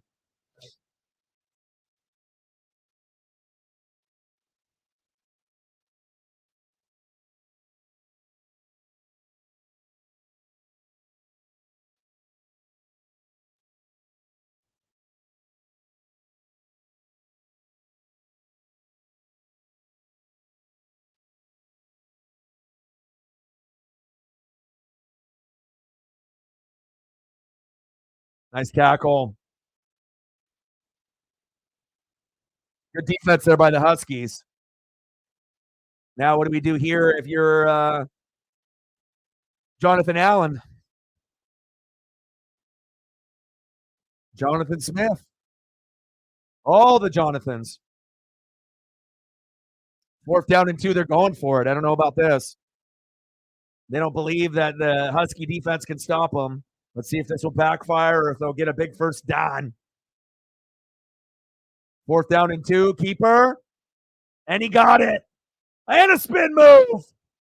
First down, Beavers. Move the chains. That was huge.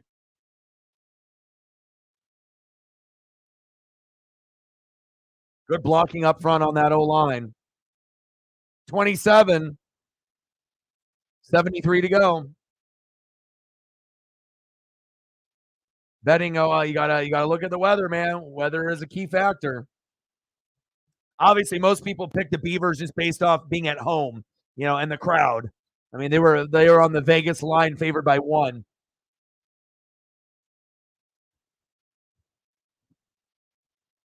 First down and 10. False start on the Beavs. Bringing it back, shooting themselves in the foot like the Dallas Cowboys.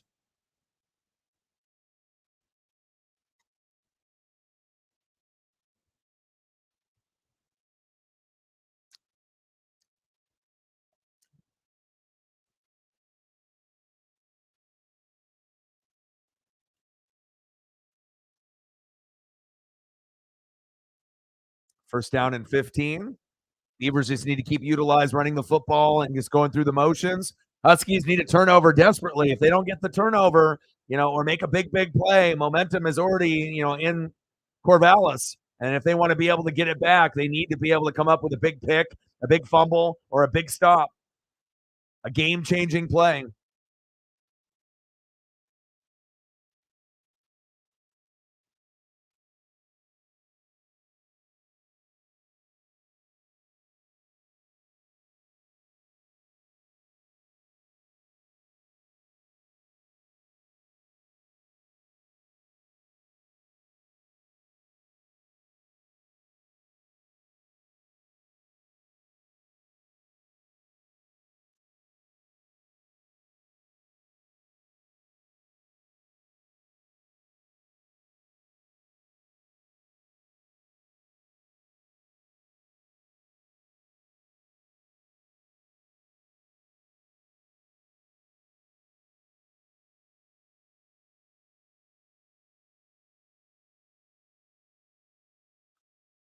They went with the over, which would have normally been pretty safe, but you never know. I mean, there's still, 10, 12 minutes left. Anything can happen. Kansas State up 31-27, 34 seconds left. Missouri up by 2 on Florida, 14 minutes left in the fourth. Texas finally got a touchdown or something, 15-9 over Iowa State. I mean, if you're seventh in the country, how do you only have 15?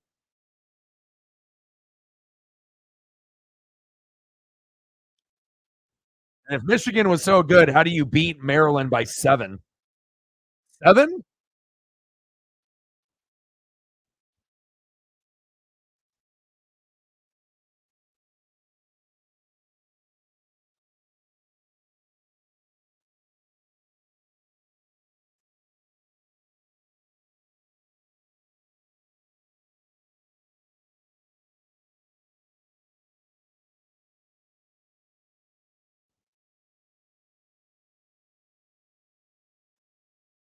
Oregon State, a day after Thanksgiving, 5:30 p.m. Ooh, baby. Can't wait.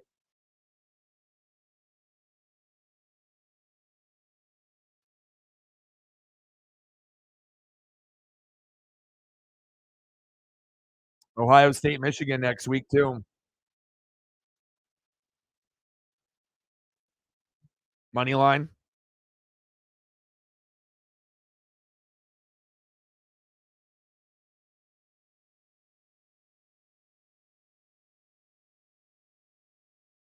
I mean, really, for the Ducks, it doesn't really matter to me who wins between the Beavers or the Huskies, honestly. If the Huskies drop this game and then they win against the Cougs for the Apple Cup, they're in the Pac-12 championship. So, the only way the Beavers can get there and to play the Huskies if they have to win tonight, and then they have to win on the road in Austin, which isn't happening. So, you might be able to win this one at home, but I mean, the only way the Beavers would be able to control their destiny is if they had both games in Corvallis, this one, and if they played Oregon in Corvallis next week. Then they would really have a very strong chance to, clip Oregon and then, get themselves in the Pac-12 championship game. But if it's going to be in Autzen, you ain't winning that game. I'll tell you that right now. It might be close, but you ain't winning. First down and 15, handoff. Martinez tripped up. Gained him about 3 or 4. He said, this needs to go 62. I'll lose my money. I'll lose my lunch money. I'll lose my babysitting money. I'll lose my cutting the grass money. No, man, we're sitting at 39, bro. You did 62. We're at 39. 39 through 3 quarters. Oh, boy wants an explosion of points in the fourth with 12 minutes and counting. Second down and 12. DJ, screen. Got to wrap up. First down, Beavers. Move the chains.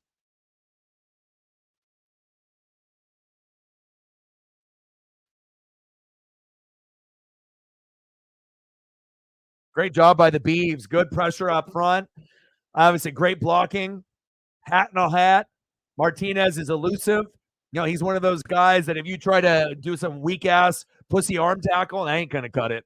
You got to be able to wrap up, and you got to get him lower, knees and lower. If you don't get him on knees and lower and you're getting everything up on the hips and above, you're fucked. You ain't going to tackle him that way. He is way too strong. I mean, he was breaking tackles like that as a freshman last year, and he's even better this year. Juice about to hit the unemployment line, betting on Oregon State and Washington getting over 62. Oh, buddy.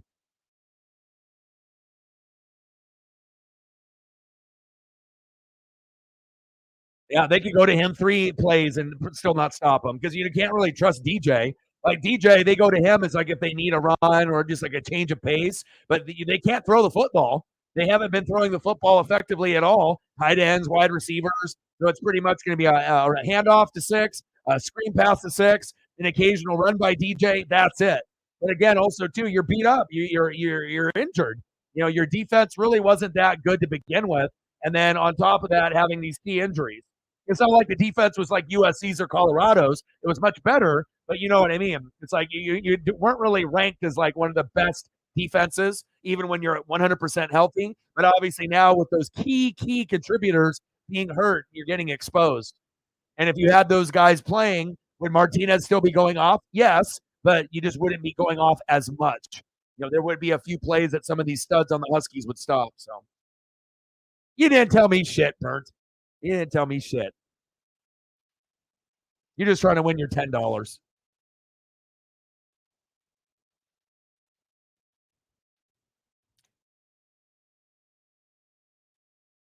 You don't care about the Beavers. You don't care about the Ducks. You don't care about the Huskies. You care about $10 to go buy McDonald's. That's what you care about.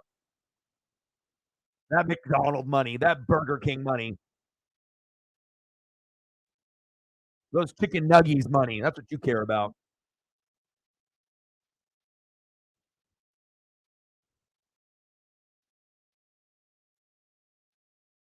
The games tomorrow. Vikings and Broncos Sunday Night Football actually will be interesting because of Dobbs and Russ playing a little bit better. And then we get a Super Bowl rematch on Monday Night Football. Eagles and Chiefs. Let's go.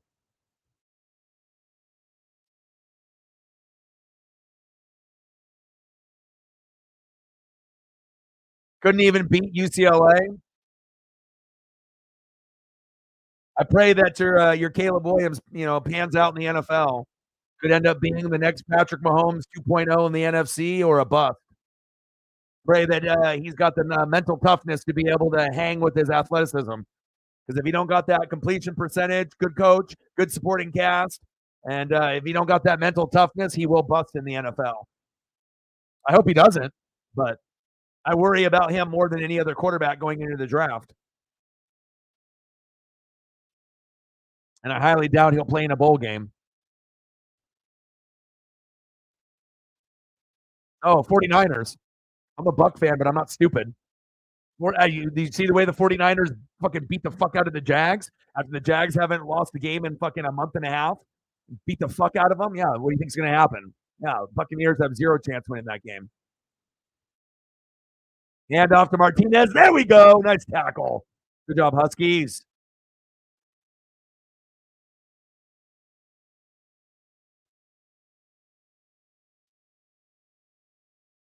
Huskies need a little Vita Vea. They need to channel their inner Vita Vea. I was considering, thinking about, with the whole Mahomes and, Jalen thing for both of us with our teams. But, Purdy at home, go and then obviously Dobbs, even if it's on the road, over Mahomes. I don't know, man. Like, incomplete. That was really stupid play call right there to go deep. Just ran the football with Damian Martinez. You could have got 6 to 8 yards and given yourself a much easier chance to get the first down. Definitely a grab by the Huskies there. Should have been called. Finley in the building. What's good, Finn?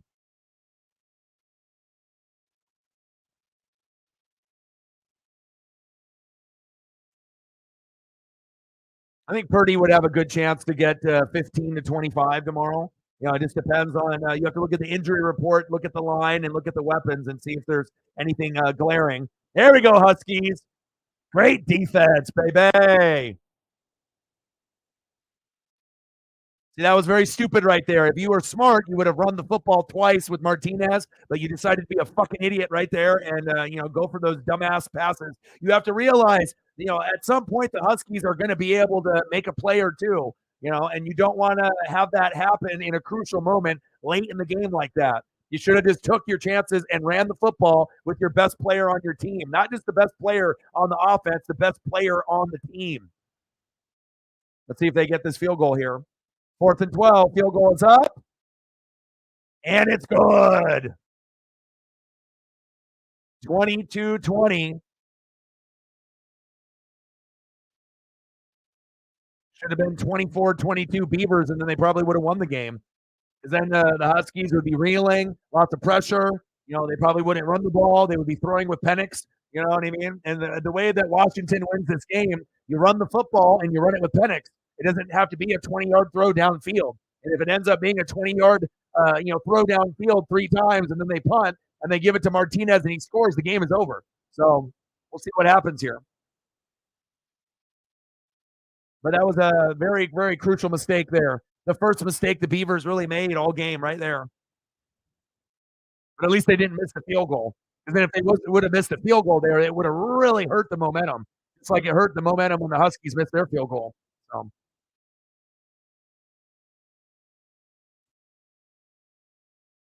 That's why it's like you don't want to be one-dimensional. You want to make sure that you can run and you can throw. It's like on the Huskies, they're just throwing. On the Beavers, they're just running.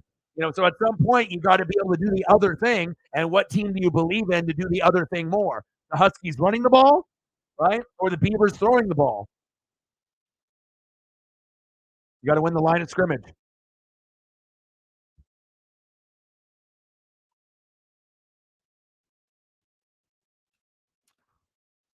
Good game, though. Either way, whatever happens, happens. And remember, if the Huskies lose, it doesn't matter. They're still going to the Pac-12 championship game. They're going to beat the Cougs next week. So.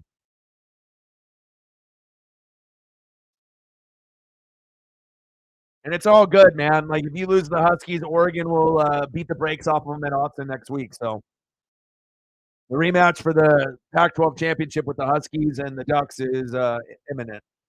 Believe that. And ain't no Roman Reigns talking. Yeah, but we already knew that he wasn't going to WWE. So if you already do your shit in NJPW and you already do your stuff with AEW, why would he jump ship to WWE? So I think that was already kind of common knowledge that eventually that he was going to come over.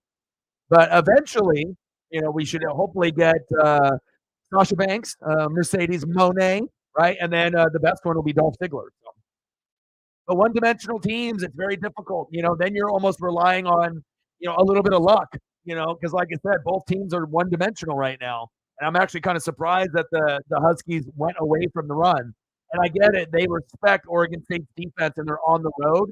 But again, when they were running early, they were doing pretty well. And remember, when I say run the football, that does not necessarily mean hand the ball off. That means Michael Penix Jr. running an RPO and keeping it himself. But again, some of us are better play callers than others. So,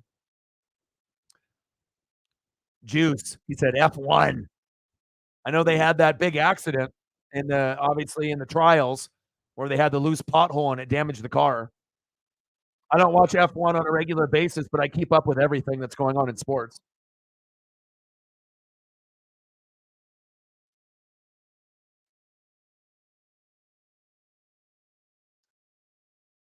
$10:40 left, 22-20, and then the good thing now for the Huskies, it looks like the weather has lightened up a little bit. It's no longer a torrential downpour. There might be a little wiggle room to actually get those 20-yard passes to be completed this time around. Go, baby, go!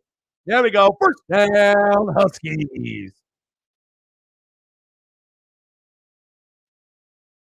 Might be a hold on the Huskies there.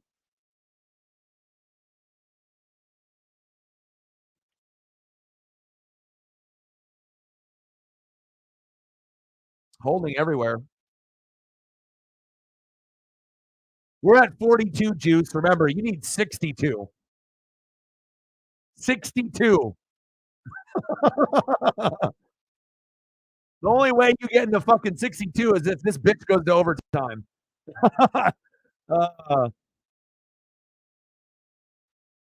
This is where DeBoa is going to get his money.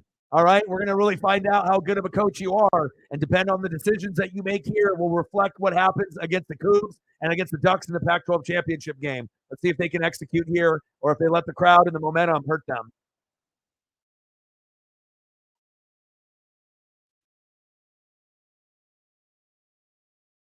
Look at that. Lo and behold, you didn't think you could run on that Beaver defense on that D line? 9 yards on first down. Run the fucking football. He said, stupid, Ryan.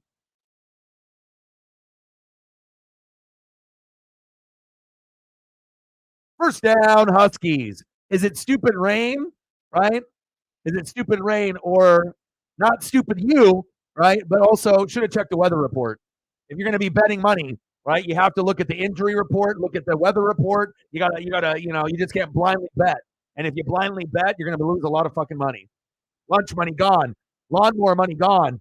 Car washing money gone. Allowance gone. Unemployment money gone. Juice, no money to bet. Boo. First down and 10.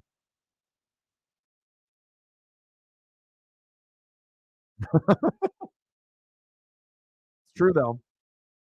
Shotgun set. Michael Penix Jr. avoids the pressure.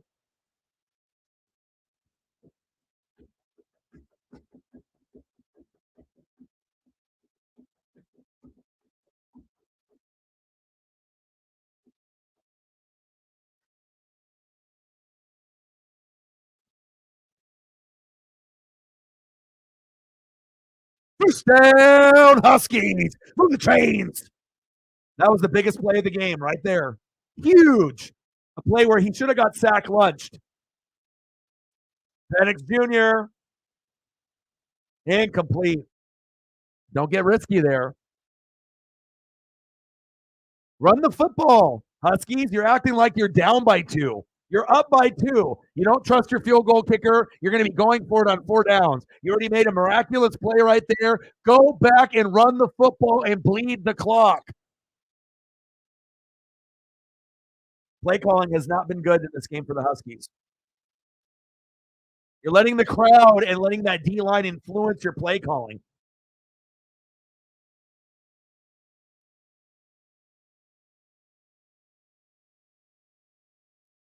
It's like you're passing when you should be running and you're running when you should be passing. Come on.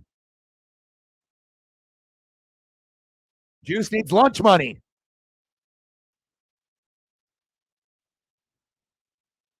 Third down and 7.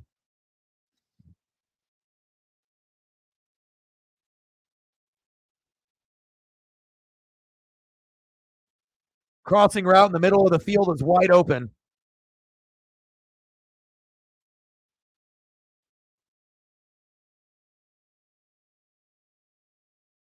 Good audible there by Michael Penix Jr. Shotgun set. Good pressure up front.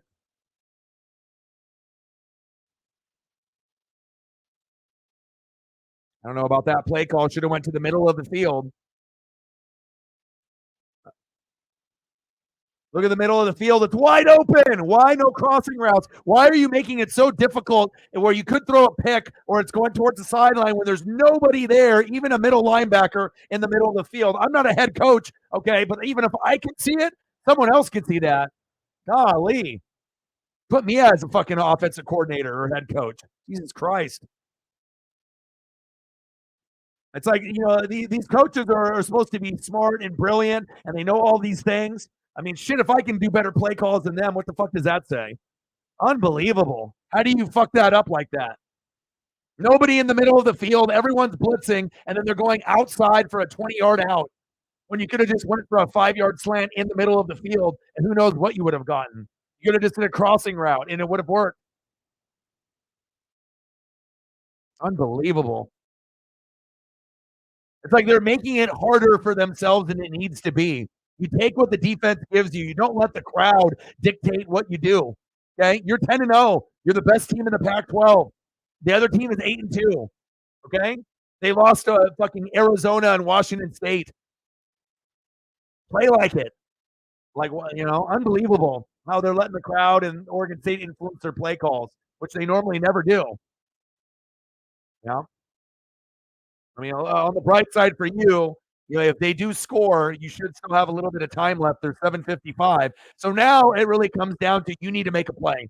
You know what I mean? Because they're probably going to, score more than likely. Even if they do a field goal, they're up by one. But if they end up getting a touchdown, right, then they would put them up, what, 27-22, and then they go for two, 28-22. I mean, it wouldn't really matter either way at that point. So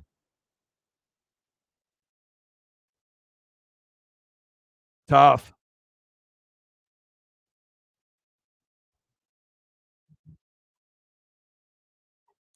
Well, now they are. It's not like they were ranked all year round. I mean, if you want to do recency bias just because you looked on the fucking ESPN ticker and saw that they blew out Utah, come on, bro. Come on, Burnt. Burnt only cares about $10 bets, and that's it. Come on. He acting like Arizona's been good all year. All right. 8-3, but kind of a fugazi 8-3.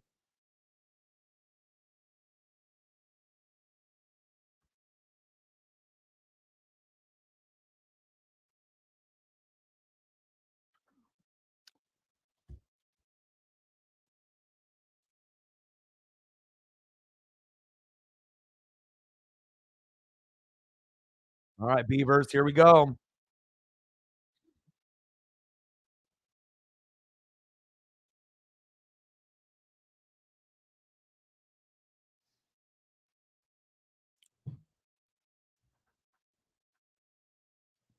All right, let's see what the Beavers do. This should be the only answer for them. So if they start throwing the football, we'll find out, which coaching staff is going to do a better job. It's going to be Jonathan Smith. You just hand the ball off, and you know what you're going to get. If they start throwing the football, then we know what Washington will do when that happens. So,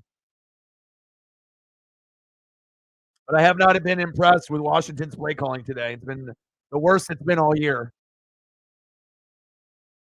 Both teams are one-dimensional right now.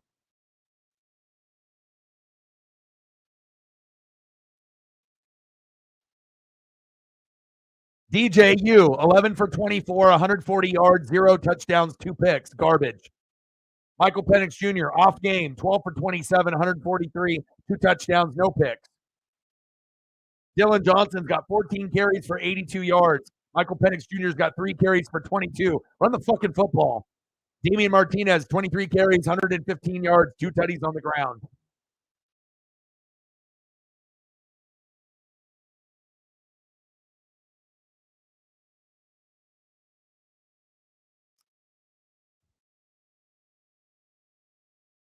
Blake Snell. Yeah. I'd rather have Otani, but we'll see where it goes.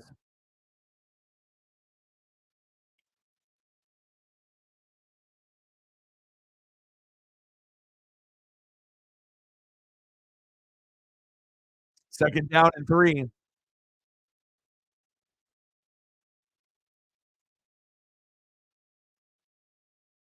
Good defense there by the Huskies.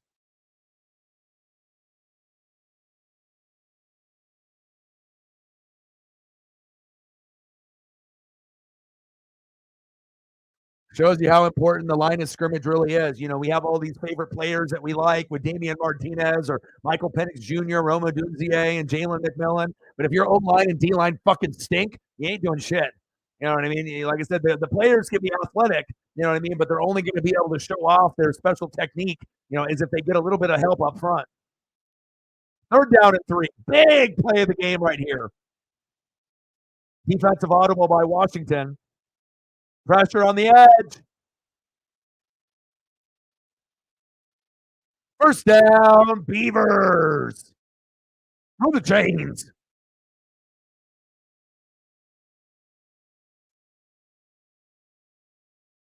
Oh, yeah, we wouldn't even pay for Snell. Mariners are cheap as fuck.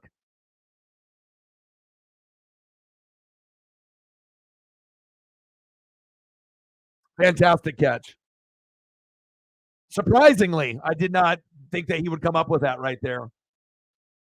First down and 10. Shotgun set. DJ steps up in the pocket, throws deep. Good defense there by the Huskies.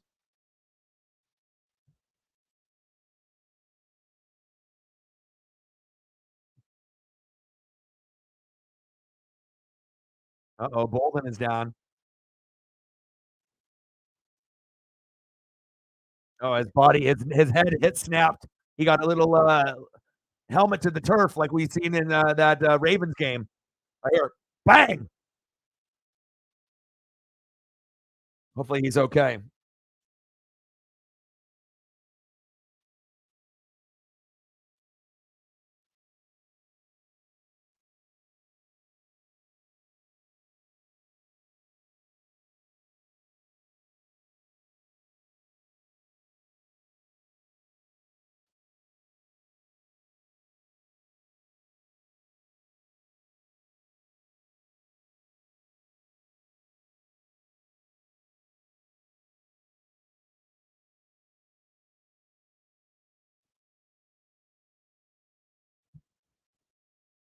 Huskies offside. What are they doing? Incomplete.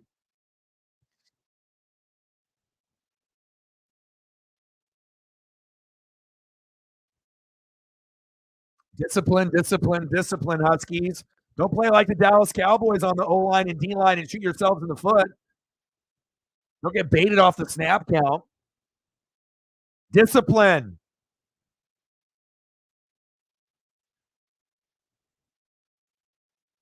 What a great game. 27, 73.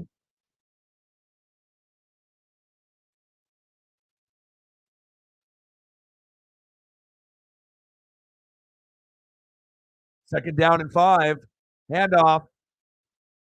They have to strip that football out.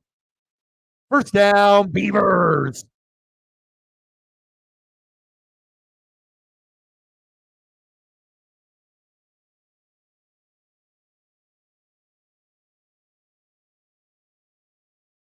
I mean, the Huskies don't want to lose to the Beavers and the Ducks, even though they beat the Ducks already once. They're in Seattle.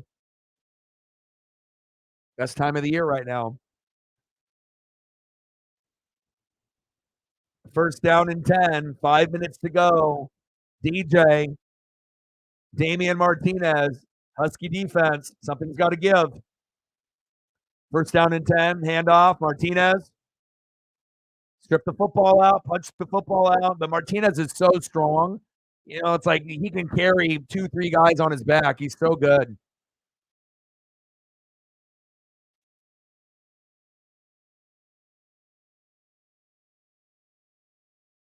The crazy thing is like he was doing this shit last year as a freshman, and I was like, I was like, let me look at this high school stuff. Like, let me see where you're at. And you can tell he lifted weights. You know, the diet was right, and he's gotten even better this year. And he was a beast last year. It's pretty amazing on his he's trending upwards. Like, imagine if he stays in college for another year or two. First down, Beavers.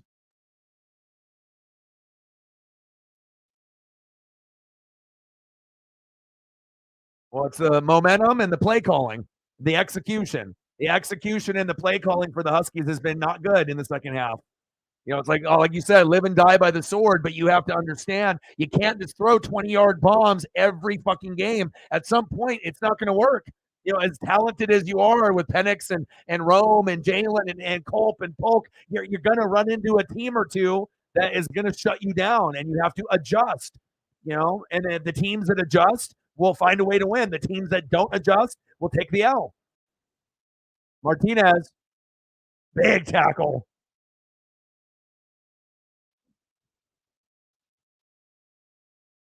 What a good game, man. O-line and D-line are so fucking important in sports, man. This game is a great example of it. You know, the line of scrimmage is so important.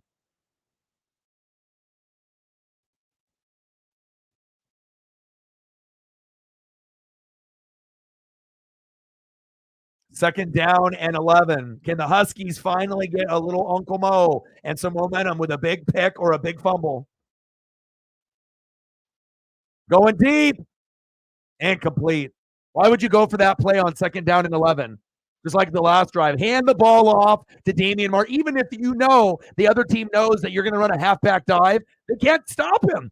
I mean, even if you had 8 guys right in front, he's still getting 5 or 6 yards. Now you put yourself in a bad position now on 3rd down and 11. Now you have to try to get 5 or 6 and then go for it on 4th down and then try to get another 5 or 6.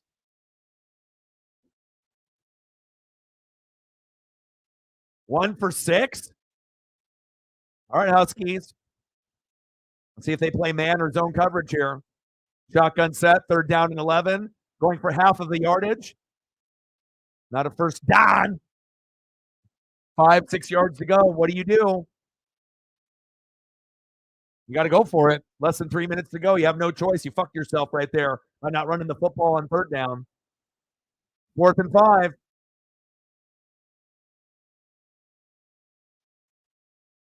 So what do? Do you run the football with Damian Martinez, or do you run play action, or do you do a RPO and you keep it with DJ and DJ runs for the first down? This is very, very critical here. What do you do? The game is on the line. Huskies showing blitz. Shotgun set. 4th and 5. Incomplete.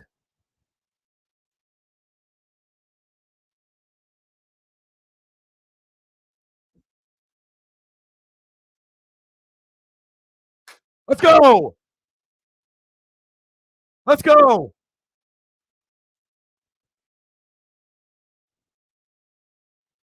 Execution, play calling, very important. And again, if the Beavers would have just run the football twice, they would have won this game. Why? Why? Right? You can say it's luck. You can say it's a number of things. Did DeBoer and this team have the greatest play call and scheme for this game? No. But when you get one-dimensional and then you go away from your strength, then shit like that happens. And we're not only talking about running backs, but one of the best in the country, right? One of the best in the country. Not only just one of the best in the Pac-12, but not only that, but he's not like a small, shifty guy like a Bucky Irving. He's a bruiser. He's like a LeGarrette Blount or a Marshawn Lynch. You hand the ball off, he'll run you over, and he'll carry guys. If you got a running back like that and you don't want to feed him the ball, what are you doing? Why are we even playing? Huskies.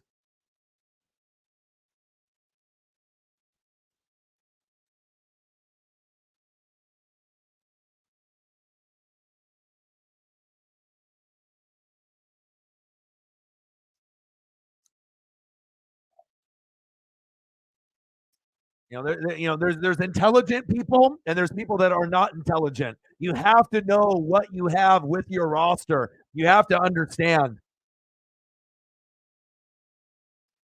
Shit, at this point, they don't even need points. They just need to bleed the clock out.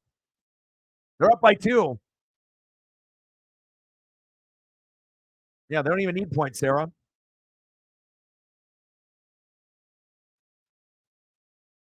Third down.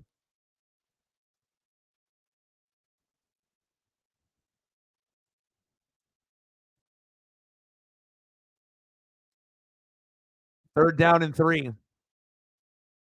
So at this point, right, if you're an intelligent, play caller and whatnot, can you get the first down by passing the ball? Of course, right? You can, right? But what would be the smart thing to do in this situation? Run the football. You run the football, you get the first down. You pass the football, you'll probably, not get the first down unless the guy is just wide open or someone slips or something. So, if you got a guy like Dylan Johnson that's capable, run the football.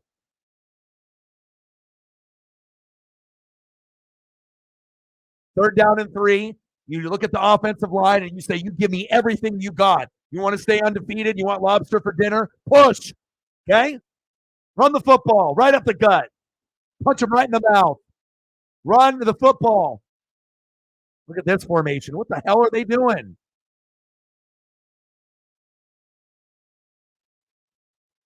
I don't know about this. Wow. Rome. First down, Huskies. Burnt loses his money. O-Dog and Reflect right again. I don't know really about that play. It's very ballsy, one-on-one. I mean, if you would have ran that play 10 times, maybe you complete that 2 times out of 10, and it worked. Good for them. But if you don't have an NFL receiver right there, that doesn't happen. So I don't know if I like that play call. I would have loved for them to run the football, but like you said, sometimes they I guess they live and they breathe and die with that throwing game. Very ballsy, but it worked. But if it didn't work, it is what it is.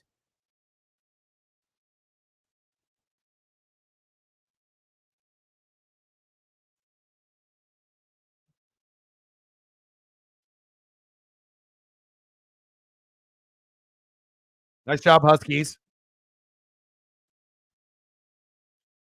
Beavers aren't beating the Ducks next week either, so we're going to get a rematch in the Pac-12 championship and let the best man win. And this was a game that the Beavers could have won. All they had to do was run the football with their Marshawn Lynch 2 times. They win the game. And they decided not to do it. Like, you haven't been good. It's not like DJ had 4 touchdown passes prior to that point, and they're like, ooh, we trust him. We're going to go through it. The guy didn't even throw a touchdown pass.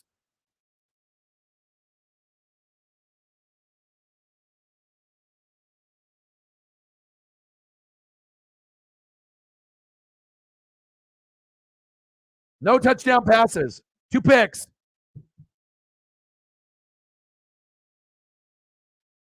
Nice job, bro. Take that dub.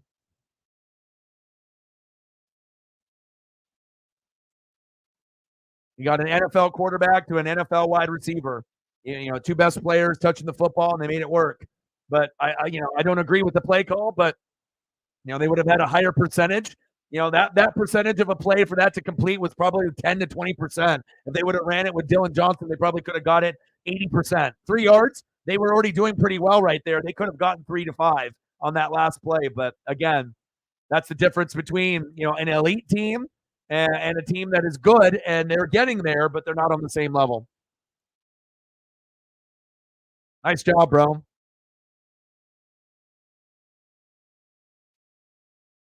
And that's why when you lose to teams like like in Arizona or like a Washington State, when you lose to teams like that, shit happens.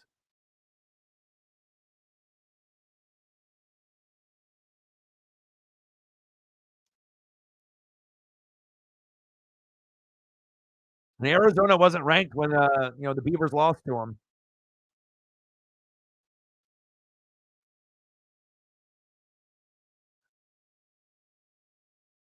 18 straight wins. Nice job, man. It's one thing for you to be able to say Huskies because you're a Husky fan, but I knew, man. I knew it. But again, all the people that bet money and all the people across the country, all were hating on the Huskies. All of them. They're like, oh, Corvallis at home, crowd, fuck the Huskies. They're not going to be able to get it done. That's just how it went. A majority of the people in America are hating on greatness. But you'll never see me hate on greatness. Not today. Not tomorrow. Not ever. Reflect with a 78er, baby. Let's go. Appreciate you. Thank you so much for your support. And like I said, if you got me on your side in the sports gods, it probably is going to go correct. And I'm not, like I said, I'm not going to be right 100% of the time, but I will be right a lot of the time. Bang, bang, bang. Let's go, baby. Appreciate you. God bless Reflect. Other people, they don't support. Reflect, you step up and you support, and I appreciate you. Bang, bang, bang, boom, boom, boom. You got the sports gods and O Doggy Dog on your side, and it led to a 2-point victory. Bang, bang, bang, bang, bang, baby. $78 dono. Every single dono coming from Reflect. God bless him. God bless the sports gods. God bless the O Doggy Dog. God bless the Reflect. Thank you, man. I appreciate you. Good win for the Ducks and the Huskies, just like I told y'all. Haters want to hate. Haters don't want to appreciate greatness at the top. But remember, this isn't your everyday Husky and Duck team. This is the best Huskies and Ducks teams that we've had in a long, long time. Okay? Like, when's the last time that we've actually had teams that look like this at the same time? Never. Never. We've never been at a point where we were both like this. I appreciate you for coming through, supporting, and again, sports gods win. We say it, right? We speak it into existence, even if the other people don't want it, right? And then it happens. And it's simple as this. Simple as this. You have a player like this. It's at the end of the game. He's been scoring touchdowns easily. He has guys carrying on his back, right? Why are you doing anything but running the football 4 straight times with this guy? And if you're too stupid to figure it out, you deserve to lose. And that's what happened. Good team, but not the smartest at situational football. And that's the difference. Situational football will make or break you. Big facts. You want any photos before you go? I can get you some photos before we go. You let me know what you want, and I'm going to go take Paisley on a victory walk for the Huskies and the Ducks, and I'll go end up and do that.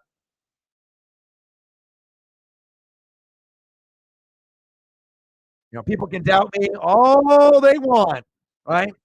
But if the sports gods tell me and I say it, we're going to be right a lot of the time. Big win for the Huskies. And like I said, I wouldn't want it any other way. I want them to be able to be successful. And I'm being 100% dead ass serious. If we lose to the Huskies in the Pac 12 championship and Bo Nix doesn't win the Heisman, who do you think I want to win it all? You're looking at it right there. Natty and the Heisman. That's what I would want. Now, if I can get it with Bo Nix in Oregon, of course that's going to be my number one choice. But I can't think of another school that I would rather want to win, even though we're rivals, than the Washington Huskies. 100%. And it shows you, when you have wide receivers like Rome and Troy Franklin, a lot of times people don't even know who these guys are. But as we get further and further, towards the season and we go to the NFL, you will remember these names of Rome Odunze and Troy Franklin. It's like we've had other wide receivers in the past that have been pretty good, right? Maybe more highly notarized, maybe more popularity. But these two wide receivers for the Ducks and the Huskies, incredible, man. Much, much better. Like they're lower name guys, but they put up numbers as if they're the best in the program history. That's how good they are. It's very rare when you can have things like that. And first game for McMillan back in a month. They didn't even really need him. Rome, a little bit more Rome. Awesome, man.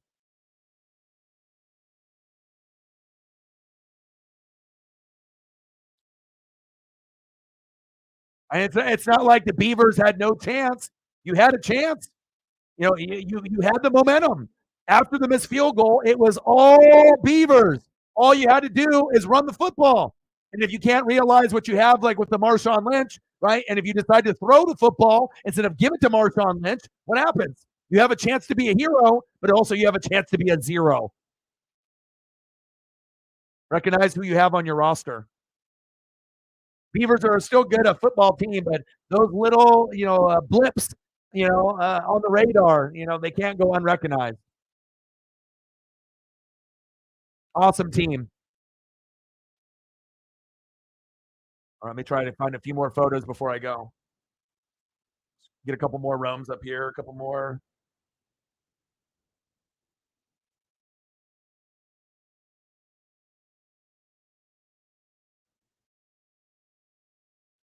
And it's like as good as the Beavers were, you know what I mean? What's going to help out in the college football playoff? And what's also going to help us out the most for perception of the Pac-12? The Beavers beating the Huskies and the Ducks, or the Huskies and Ducks continuing to win to show everyone why we are the two top 5 teams or two of the top 6 in college football. We don't want to have any losses. If we want to lose, we want to lose to each other. And then whoever wins goes to the playoff and hopefully wins the Natty. That's what we want. Unless you're a Beaver fan, of course. Or if you're like burnt ball sack that wants money, right?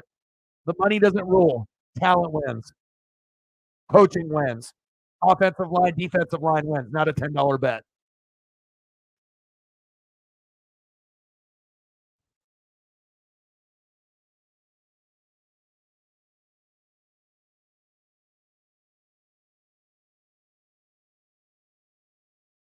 Studs right there.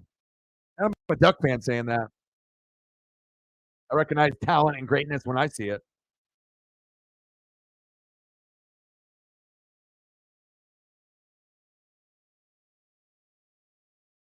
I love the jerseys. I love the colors. I love the helmets. I mean, obviously, I feel the Ducks is on a whole nother level. But as far as like purple and gold, they make it look good. You know what I mean? Like, there's not very many teams that can rock the purple. Like now, you're starting to see Joshua Dobbs making and Jay Jetta making that purple notable. You know, but with the Huskies, very cool, man. Cool color scheme, cool vibe, studs.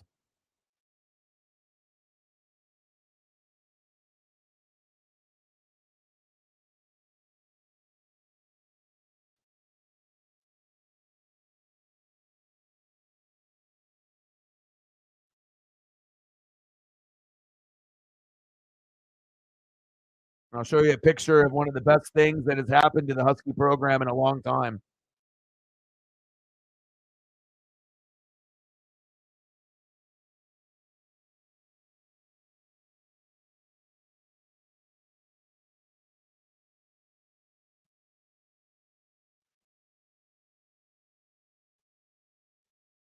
I remember when they had Coach Peterson and whatnot, and they started to get on the map there. Washington's gone through some good coaches, some bad coaches, but DeBoa, with a defense that's been obliterated with injuries, right, and has been very offensive heavy, still have been able to get it done with injuries galore, and that needs to be talked about. Some of the play calling, live and die by the sword, live and die, by just throwing, right? At some point, I don't know when it's going to be. If it's going to be against Washington State, you're still going to continue to throw. But maybe with that Oregon game, maybe it'll be a little bit smarter play calling and whatnot. But got to give a shout out. Fantastic. I see you, Kalen.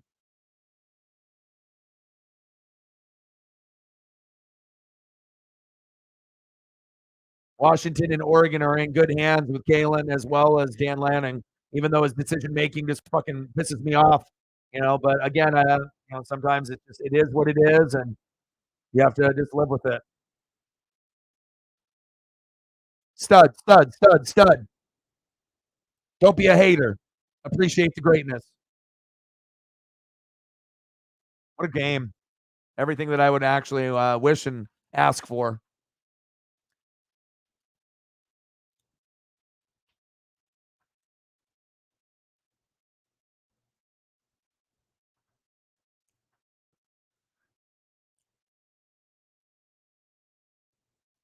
Yeah.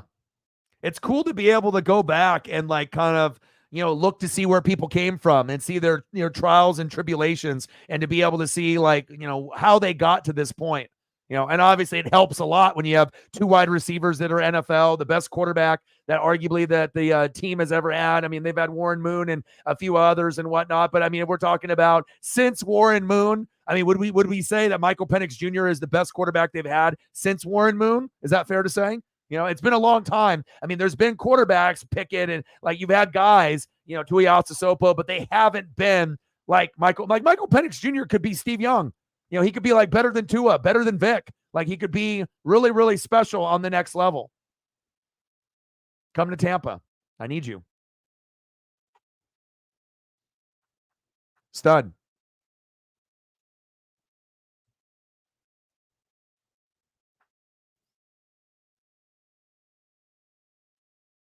What a game. What a game.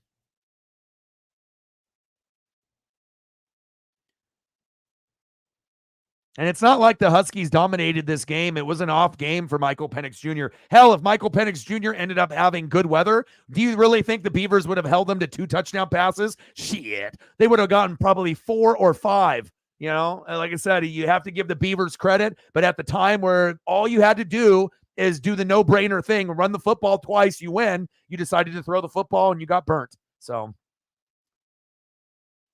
is that good? Is that good, Reflect?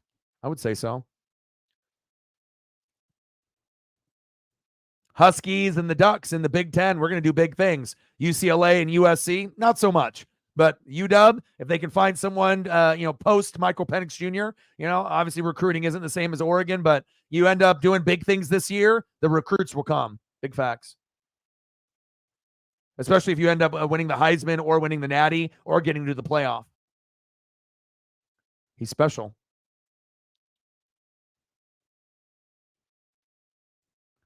I got to throw up a throwback photo for you. No one even knows about him and the Michael Penix Jr. Situation, unless you actually know Husky football or you actually read. But I would say 99, people out of 100, they have no idea the relationship with Penix, with Indiana, and as well as him. If you read and but oh baby, associate head coach and offensive coordinator. It's not where you're going. It's where you've been.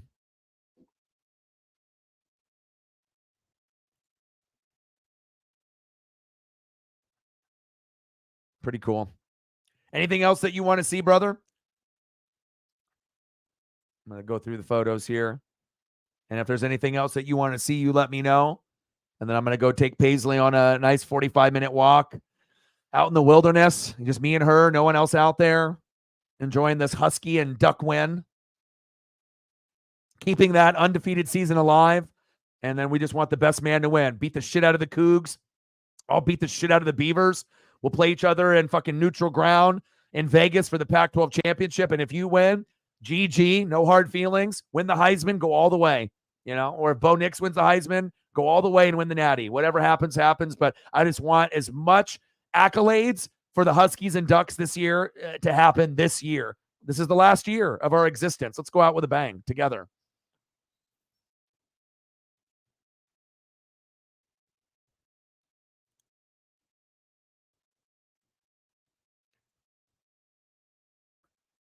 Oh, I appreciate that.